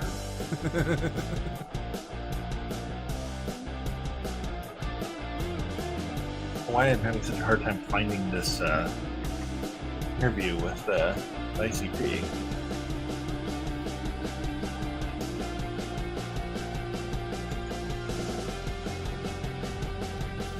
Also, of course, if anybody wants to help us out with any wrestling models, you can contact us, of course, on socials at PW Simulated. Or you can hit up Pat, ProWrestlingSimulated@gmail.com. We will always credit any creator who helps us. Absolutely. I mean, and major the shout out community. to Miguel Francisca, who I've been using his templates for all of my edits, and saving me probably hours per wrestler. Although I clearly did not do the hair right. I wanted just like short, basically like what Nigel McGuinness's hair was in TNA. Right. Very, very The short. buzz cut. Yeah. And that was how it was labeled. Oh, you mean Desmond Wolfe? Desmond Wolfe, yes. The multiple-time winner of the poll for who should be #1 contender, only to get jobbed out every time because Hogan didn't like it. Also, why did they change his name? It didn't feel like it felt like a very un-TNA thing to be like, to change his name. Yeah. Yeah, they only did that for the WWF guys coming in. WWE guys. That is quite an expression on the face of Ricky Shane Page during a pinfall. Oh, I thought John Davis was just going to throw him to the floor there. RSP just looks like he's screaming all the time. Yeah, he's being very... Oh, I was going to say silently vocal, but he just definitely commented there during that twist of fate. Just...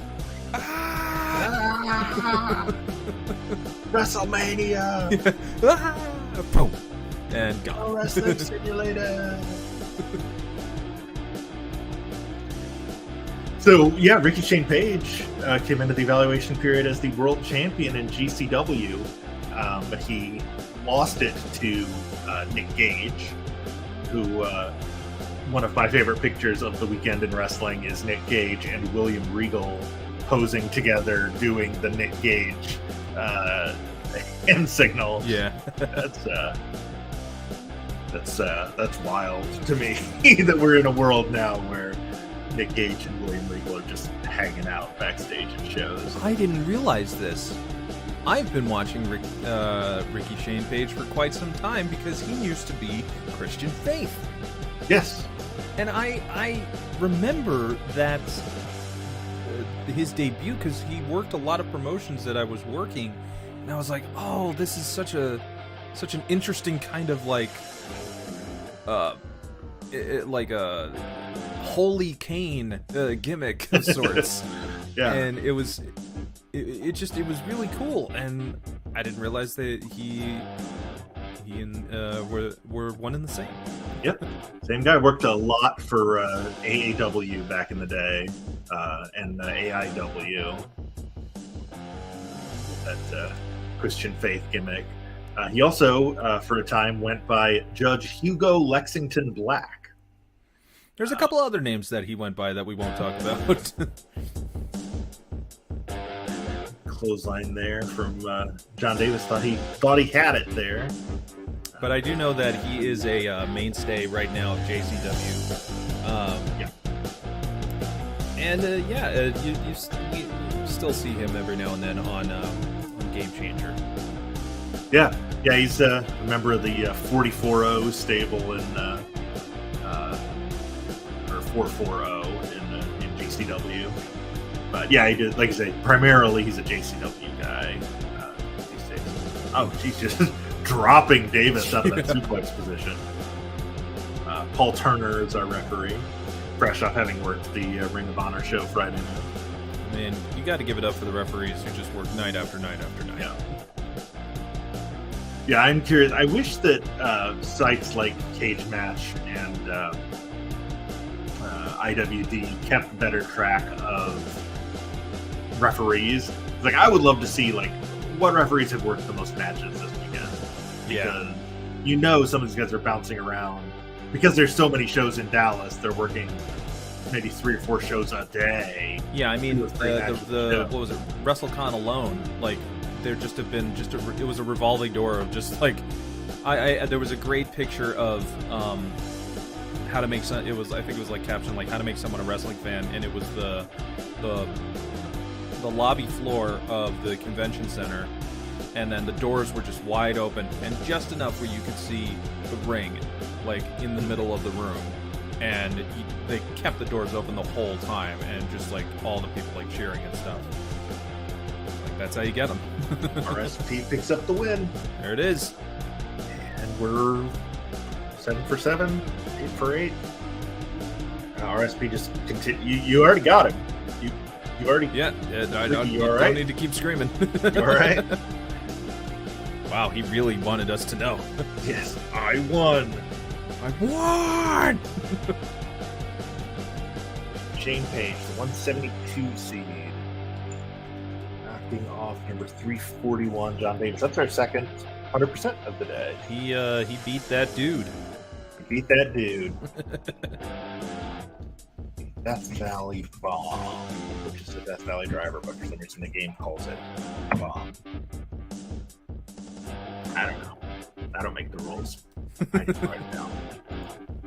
There are 10 rules, but the first 2 are the same, and the 8th one contradicts them both. But don't worry, if you pay $100, you can yell at your favorite wrestler. That's right. For some reason. Because why not? Because why not? It makes as much sense as anything else that's going on over there. I just speaking of wrestlers we actually want to see, Kenta's coming in. Yes. Kenta's about to kick some heads in. And I feel bad for poor Delmi Exo stepping in there. Just signed with MLW along with her sister Ashley Fox to be part of the featherweight division. Is that what they're calling it in MLW? The women's division. I think they're calling it. Yeah, because they do very good with actually like setting weight divisions in terms of their championships. Titles. But so big test here for Delmi Exo. One half of Team C Stars She and her sister Ashley Vox hold pretty much every indie women's tag title that there is. They've been the Shimmer Tag Champions since 2019, Battle Club Pro Tag Team Champions since 2020. She teamed with Casey Catal to win the Women's Superstars United tag titles. She and Ashley were the Sabotage Tag Team Champions, making it almost all the way through the evaluation period before losing them to Prince Adam and Bert Dixon. Had the thrill of it all from Sabotage last weekend. And then Kenta, like you said, just gonna kick her in the head a whole bunch of times. That's how Kenta rolls. Kenta 21 years of experience for Kenta, Yeah. versus 6 for Del Miezo. I've always been a fan of Kenta's Go to Sleep. Yes. Yeah, the Go to Sleep. He's also got one of the best Busaiku knee kicks. Falcon Arrow, Fisherman's Buster. He's just a very crisp wrestler.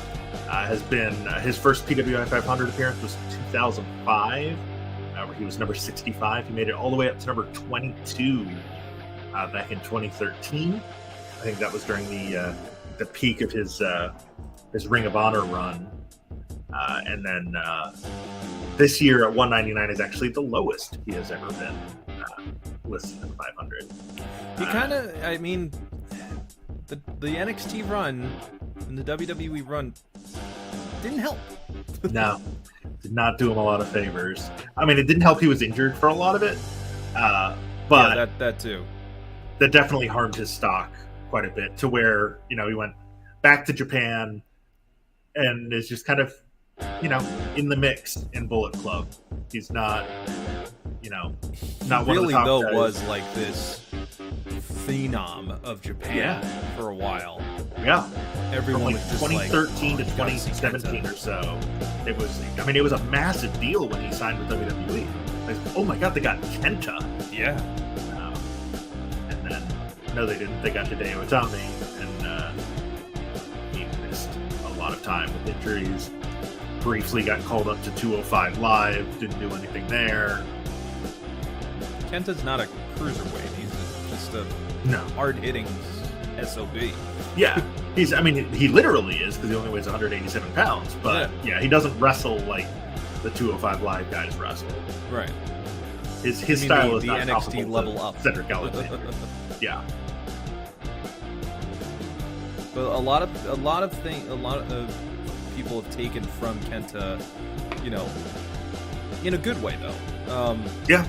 Kenta is still kind of a bit of an innovator. GHC light heavyweight champion for the majority of their famous run, but I mean, you look at the way the style of tights, the kicking, the use of knee strikes and elbows and backhands. Kenta was really making all of those things just mainstream with the striking style. And when Kenta came over to Ring of Honor, my God, like the matches that came from that, people were getting almost legit knocked out.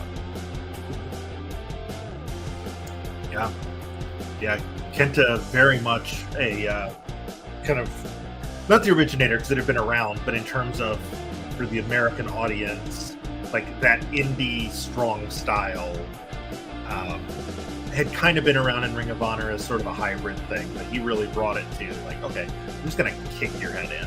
Oh yeah, and not really like, if you're gonna try and grapple a move on me, I'm just going to throw you or toss you away. You hit me, I will hit you back twice as hard. But Del Miezo holding her own so far. 5'7", 154, native of Providence, Rhode Island. Popped up a couple times on Dark and Impact in their women's divisions. But yeah, primarily she's a tag wrestler with, like I said, with her sister Ashley Vox.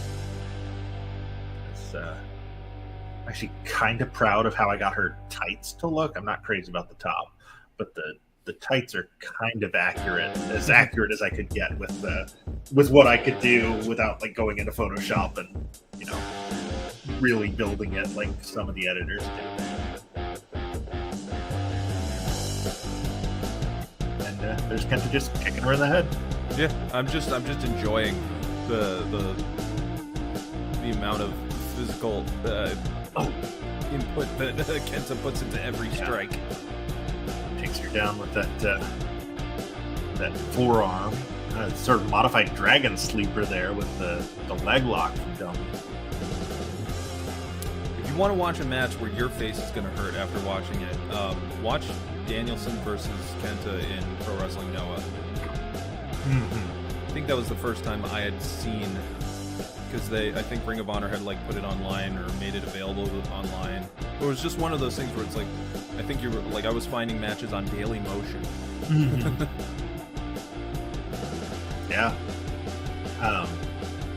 If you want to watch something a little more recent, check out his match with Jon Moxley from New Japan Strong last year for the IWGP United States title. That was another pretty brutal affair. And if you want to see him almost kill someone, watch Kenta versus Ricky Marvin. And watch the sell that Ricky Marvin does on the Go to Sleep. He basically like knocks him out to the point of just standing still. Yes. It's amazing. It's just enough of a like stall that he falls down and you're like, oh, he's dead. Yeah. It's a fantastic 5-minute match. And most of the match is entrance. Yeah. But it's just knee. And then done. And then out. Ricky Marvin, we hardly knew ye. Ricky Marvin's one of those guys that, like, I remember, like, he and I always got, for a while, not anymore, because now they're such distinct personalities, but when I would just, like, read about him in PWI, Ricky Marvin, Ricky Banderas, and Rocky Romero, I always got the three of them confused. Uh-oh. Oh, jeez. There it is. Busaiku knee. Well, he pops right back up, though. That's how you know it's a game. Right. Oh, God. That just like kick to the ear from behind. The extension he has on the kicks just from standing is insane. Yeah. Could deliver a knockout blow just from like one standing kick. I also forgot that in the beginning of the Ricky Marvin match, Marvin decides to dive onto Kenta from over the top corner turnbuckle. No. To start the match. Jeez. Thinking he'll get the upper hand. That's not a move you see very often anymore. No. Over the corner. I mean, I guess I would be a little nervous too after what happened to Cash Wheeler, but yeah, that still just makes my skin Ricochet crawl does it though a lot. That's true, he does. Ricochet though, also is can not, actually fly, I believe. I really do. Yeah. The moment when he does the front flip over the top rope and then just lands on his feet, to go face to face with Velveteen Dream, still one of the so coolest great. moments. Prove to me you're as good as you say you are. Yeah. Flip. How about this? Does this count? Yeah.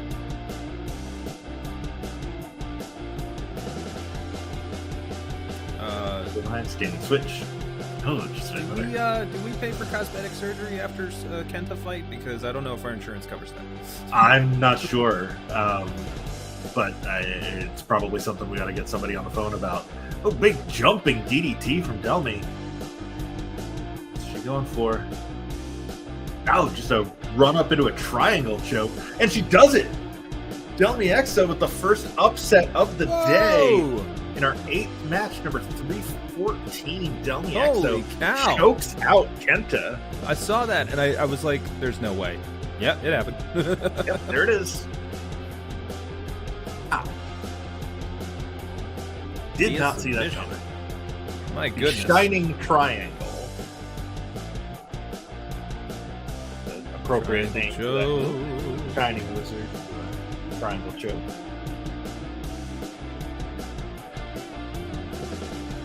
Naomi Exo picking up the win. And I believe her sister is in action next week. Yes.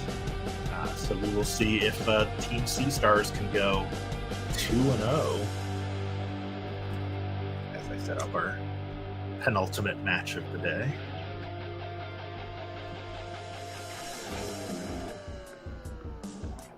Write that for rating because I don't want to make that mistake again.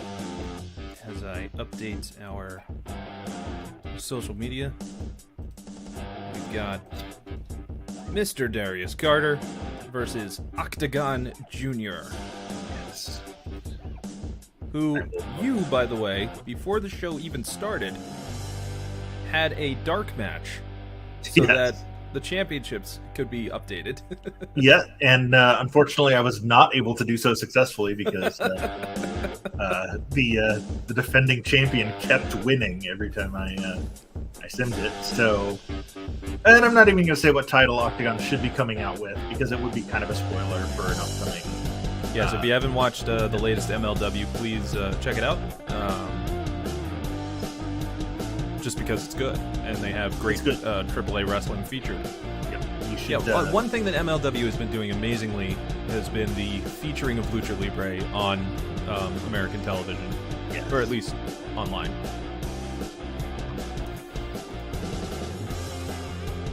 Absolutely agree with that. They're not bringing in, obviously, AEW kind of grabbed the big stars, the Phoenix and Pentagon, but they've been showing, Arez and Aramis have been mainstays. Psycho Clown showed up for a couple shows. Pagano has been kind of an MLW mainstay lately.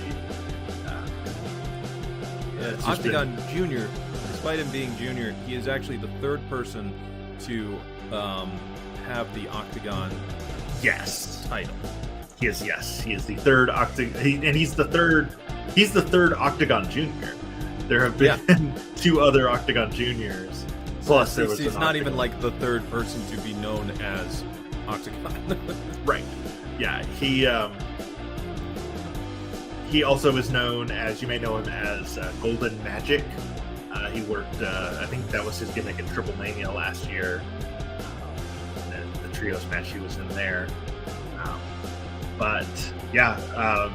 Brasso Metallico, El Principe, Magia Jr. He's been around until being given the Octagon Jr. moniker by, I believe, the previous Octagon Jr., who is now Flamita, and the Octagon Jr. before that was Samurai del Sol, who people probably know better as Kalisto. Who is back to being Samurai del Sol. Who's back to being Samurai del Sol, yes. The Octagon Jr., that's a name that has some history to it, even more so than a lot of the bequeathed names in wrestling. So the current Octagon Jr., 30 years old, from Mexico City, 5'10", 185. When he was, I mentioned his Golden Magic gimmick, he was 1/3 of the AAA World Trios Champions with Mestezis Jr. and the current AAA Mega Champion, Elijo del Vikingo, as part of their stable Los Jinetes del Aire. And they lost those titles almost at the end of the evaluation period to Los Mercenarios. We, I believe, have seen all three of Los Mercenarios: Taurus, Spray Scorpion, and La Hiedra. I think all three of them have been on the show so far. I'm going to take your word for it. We've had so many wrestlers on the show. That is true. We've had not quite 500, but we've had 400 something. In 2 weeks, we will have had 488 wrestlers here because 12 people got first round buys, and we only have 2 episodes left after this one in the first round. Insane. insane. We've been doing this 22 episodes. 222 matches. 222. This is our 223rd. And Darius Carter, wrestling's richest prize. The Debonair Millionaire. Debonair Millionaire, yeah. Not afraid to flaunt his wealth a little bit. His two finishers are known his as title foreclosure. And what's that? Or his title belts, if you look at his Twitter profile picture. Yes. He and his two finishers are called Foreclosure and Welcome to Welfare. Not afraid to show off that he's doing okay. Not at all. No. We saw Billy Dixon not that long ago on the show. These two have had just a blood feud for I guess years at this point. They fought over the Fight Club, the Faux Neg Club fight with the number 1 in place of the I. So the Faux One Guy Club Chocolate City title at IWTV's Cassandro Cup last March. But yeah, I talk about Darius Carter and titles. He is the current WOW heavyweight champion, the current PWM champion, the current Catalyst wrestling champion. He was the Border City champion up until a couple weeks ago. Earlier this year, he was the Ace Diamond champion. He wins a lot of belts. And he won the ECWA Super 8 last year. And the King of this year, it was like last week. He won the Super 8 tournament. And then he won the King of New York tournament last year. But yeah, to win the Super 8, he had to go through, I believe, all of his, Ricky Morton and Travis Huckabee and Erica Lee. So yeah, all 3 of his matches were against people from the tournament. Nice. I always love the Super 8. We've talked about it in the past. How much the Super 8 tournament has really had such an impact on indie wrestling, and how many stars came out of the tournament as winners, and even just competitors, and how even some promotions were even just built upon the foundation of Super 8 tournaments in the past. Absolutely. Yeah. So Darius Carter, the latest in a long line of, potential future indie legends to come out of it. Octagon Jr. with the Destroyer, or as we named it earlier in the show, the Destroyer. Spinning back kick from Octagon up to the top rope, 450. Referee Daichi Moriyama rightly pointing out, he's all up in the ropes, buddy. I'm not counting that. But Octagon with the roll-up, and we've got our second straight upset, number 282. Octagon Jr. knocks off Darius Carter. Wrestling's richest prize, the Debonair Millionaire, going down in round 1. The Golden Magic, Octagon Jr. Faces that would make no sense outside of the context. I mean, that's pro wrestling in general. True. Very true. Flying roll-up pin is what Fire Pro is calling that finish. That's what I'm calling it on the spreadsheet. Now, well, there's been enough talk. It's time for the main event. This one is going to be exciting. Absolutely. These are two guys who will pull out all of the stops. If you've never seen new Shima problem child. wrestle, Shima's probably one of the fastest rope runners I have ever seen in the ring. Yeah, Shima and I think the what is his name in NXT? Santos Escobar. Yeah. His the way that they run the ropes is just bonkers.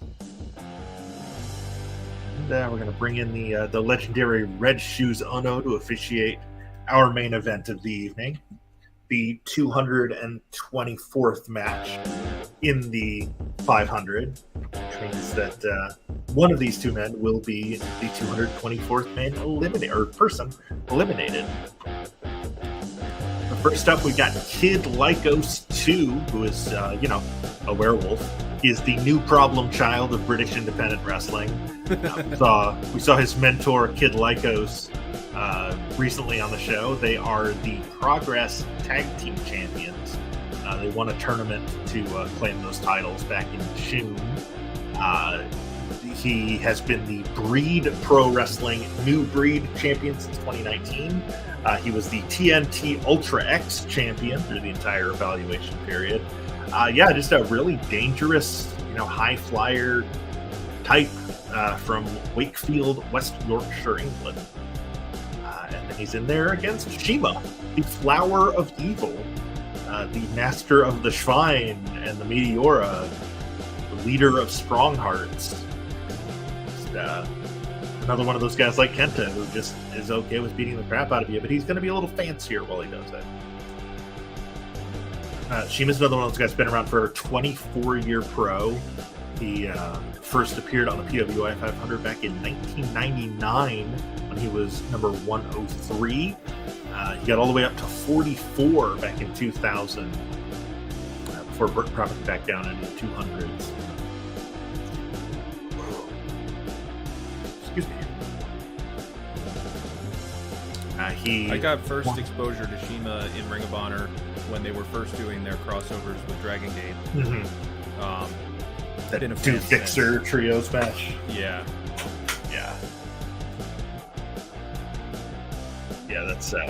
that's a classic.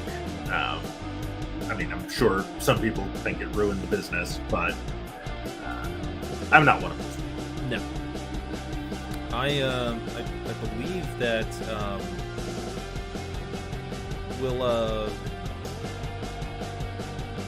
you think Shima's ever going to show up again in AEW? I don't know. I'm not sure what the relationship is between AEW and Blade. OWE There is that was the name of the promotion? Yeah. Oriental Wrestling Entertainment or something like that? Yeah, Oriental Wrestling Entertainment. Yeah, OWE. Yeah, that was, and I think he still runs that, but he's as a talent, he's contracted to Glade now. Oh God. As are the other members of Strong Hearts. Sweet. But he also last year was the All Japan World Junior Heavyweight Champion for a while, beating Koji Iwamoto to win that before losing it back to Iwamoto. But yeah, Shima, we talked about how he'll beat the crap out of you, but he will also fly around doing it. His two primary trainers were Ultimo Dragon and the original Dos Caras. So he's got that lucha-inspired strong style. There's not really anybody that works like Shima out there. Yeah, well, that was the big thing about Dragon Gate, was that it was a hybrid of lucha libre and Japanese strong style in one promotion. And it's absolutely showed. Yeah. Yep. And and you can see that influence in all of the members of Strong Hearts. Like T-Hawk's got it, and El Lindemann as well. But Shima kind of the face of that stable.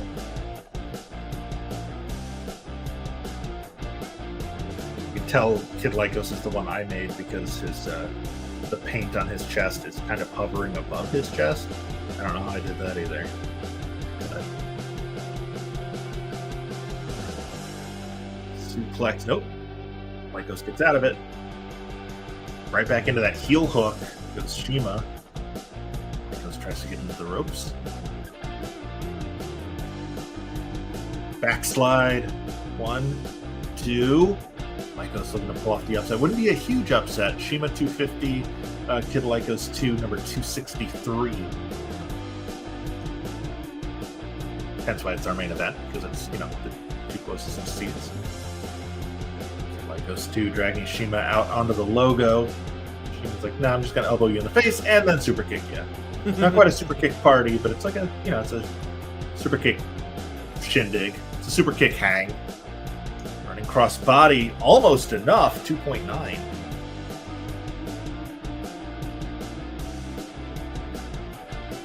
Gino's spending time in the corner like he's JDX.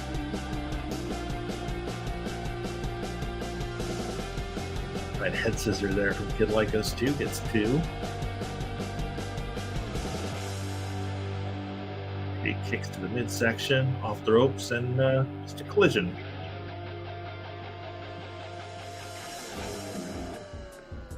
Can't tell if you're frozen or if you're just reading something very intently.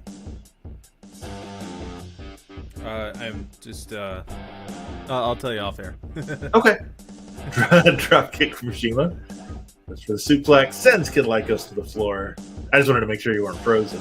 No. I'm still here, and my monitors have all kind of like moved around, so I'm trying to keep track of my video. Gotcha. Lycos howling like the werewolf that he is, up to the top rope. Diving crossbody. Into the ropes. Variation on the sling blade there for that clothesline. Red Shuzono's like, no, you get off that top rope. Trying! Into the top rope. Is he looking for Meteora? Probably, but Kid Like Us 2. I attempted when I was training. I have a bad fear of heights, and I attempted to do a top rope move, and I could not. And that's why they told me that I won't be a wrestler. And I was like, good, because I can't do what you guys do, but I will learn how to be safe. I'll learn how to take a couple bumps. So yeah, I will learn how to not hurt myself. Yes. And that's all I needed.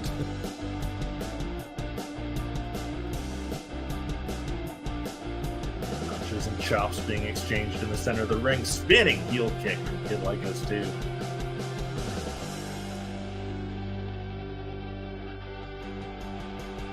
Trading kicks to the face right now. That's a phrase, like, there's so many phrases in wrestling that we say, like, trading kick to the face. Who in their right mind would ever want to do that? Right. Oh, I always love that move. Running up the turnbuckles, cross arm into the power bomb. Interesting power bomb. I thought that was gonna be it. I thought it was too. Like this with the running bulldog, more of a face crusher almost. And another super kick. Soup. Did you see that in the WWE 2K game, the newest one? They actually put in. They had the announcer, the current announcer. He does at random times, depending on when Edge wins a match. They will do the Tony Chimmel, the rated R Superstar. That's funny. So you never know when you're gonna get it. They really they ribbed Tony Chimmel so much. Yes. His entire career is defined by that one voice break. Yep. One time.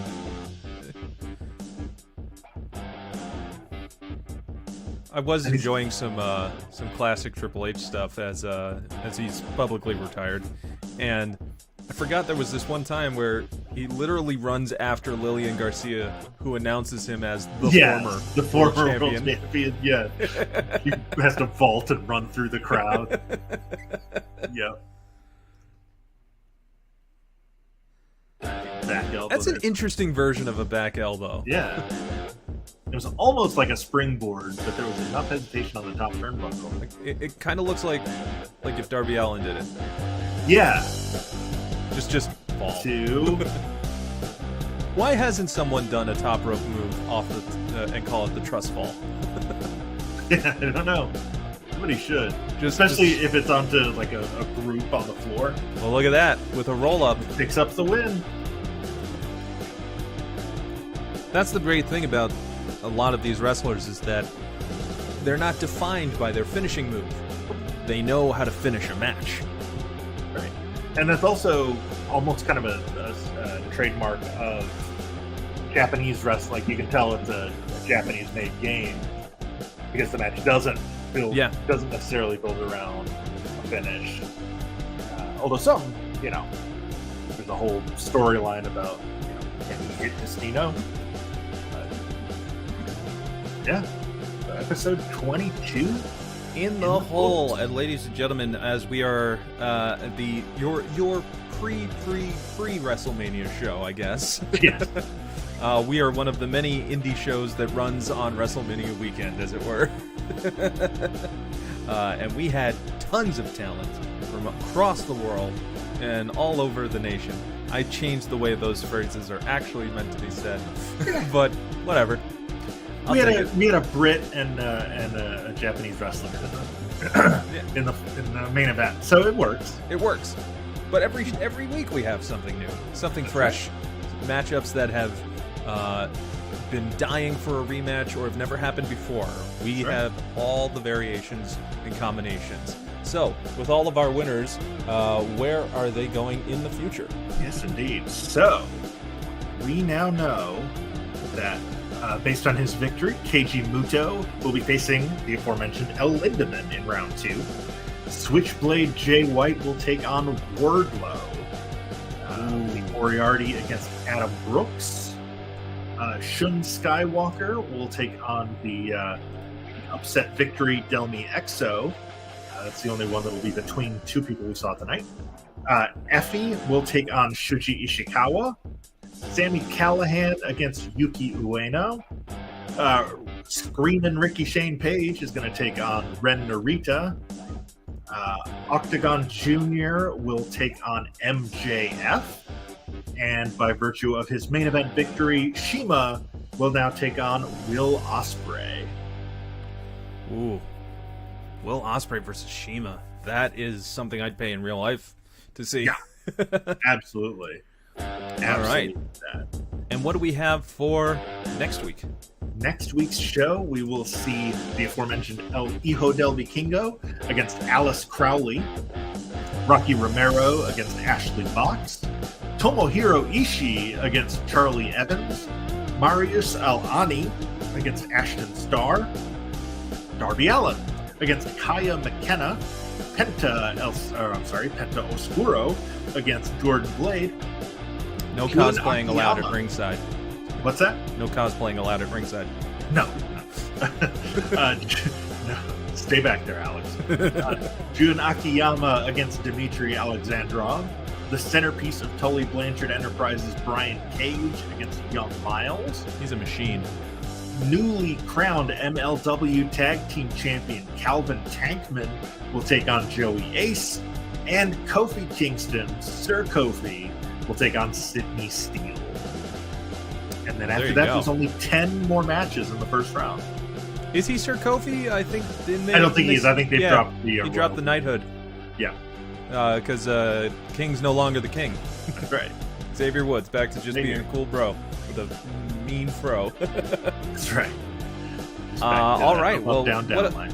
What a show, and a happy WrestleMania weekend to all of you watching at home. Thank you to JDX for stopping in and checking out your match. Again, if you are tagged in our Twitter feed, which I try to keep up, and I hope you enjoy it, share it. And all of you watching, tag your favorite wrestlers too. Be sure to follow us online at PW Simulated with the hashtag the500. DDT Pro, let them know that we are still wanting, by year's end, I would love to sanction the first ever digital championship match for the Iron Man Heavy Metalweight Championship. Yes. Absolutely. This is no joke. This is no gimmick. This is no ruse. We want this to happen. We want it. I mean, if they want to give us the Iron Man Heavy Middleweight title for a while, I'm not. I'm willing to pass it around to a couple of people. Yeah. It's not like we're in total charge of it. Whoever I may accidentally hold the mouse too long on one thing and then end up becoming champion by their rules. We would have to discuss it with officials. That's right. What the actual regulation is in regards to a legal pinfall. And then you're filling out a form on a website, and you have to click submit, and then that website becomes. And now the website. Son of a gun. That's how it works. I mean, and Apple was recently the champion. That's true. Oh, there were more title changes recently. Let me. We need our update, of course. Yes, we've been good about keeping that up to date. Stand by. And when last we spoke, the Wrestling Universe subscription has been fantastic. The DDT I shows love are Wrestling amazing. Universe. I'm so glad we did that. Ling Ling lost the title to an Apple, then lost it to Antonio Honda. We talked about that last week. 2 days later, Antonio Honda was pinned. He defended the title against Pokotan successfully. And then Tokyo Metropolitan Assemblyman and Japanese YouTuber Shinichiro Kawamatsu pinned Honda and is the new champion. Wow. And has been for a week since the Daydream Believer show. Fantastic. That is amazing. Yeah. I love this belt. I love this championship. And again, DDT, we're coming for you. Shinichiro Kawamatsu, the 1,548th reign as champion. He is the... Sorry, bear with me 1 second. I'm trying to find out how many total entities have held the title. 392 different human individuals, 7 teams, and 44 inanimate objects and animals. Fantastic. All right, well, the lineage continues to be the most impressive amount of roster holding one championship. And maybe we may be on that list in the future. You never know. Maybe. Stranger things have happened. So thank you, everybody, for watching. Of course, you can check us next time. Same time, same channel. I've been Mike. I'm still Pat. And we will see you next time on Pro Wrestling Simulated. See you next week.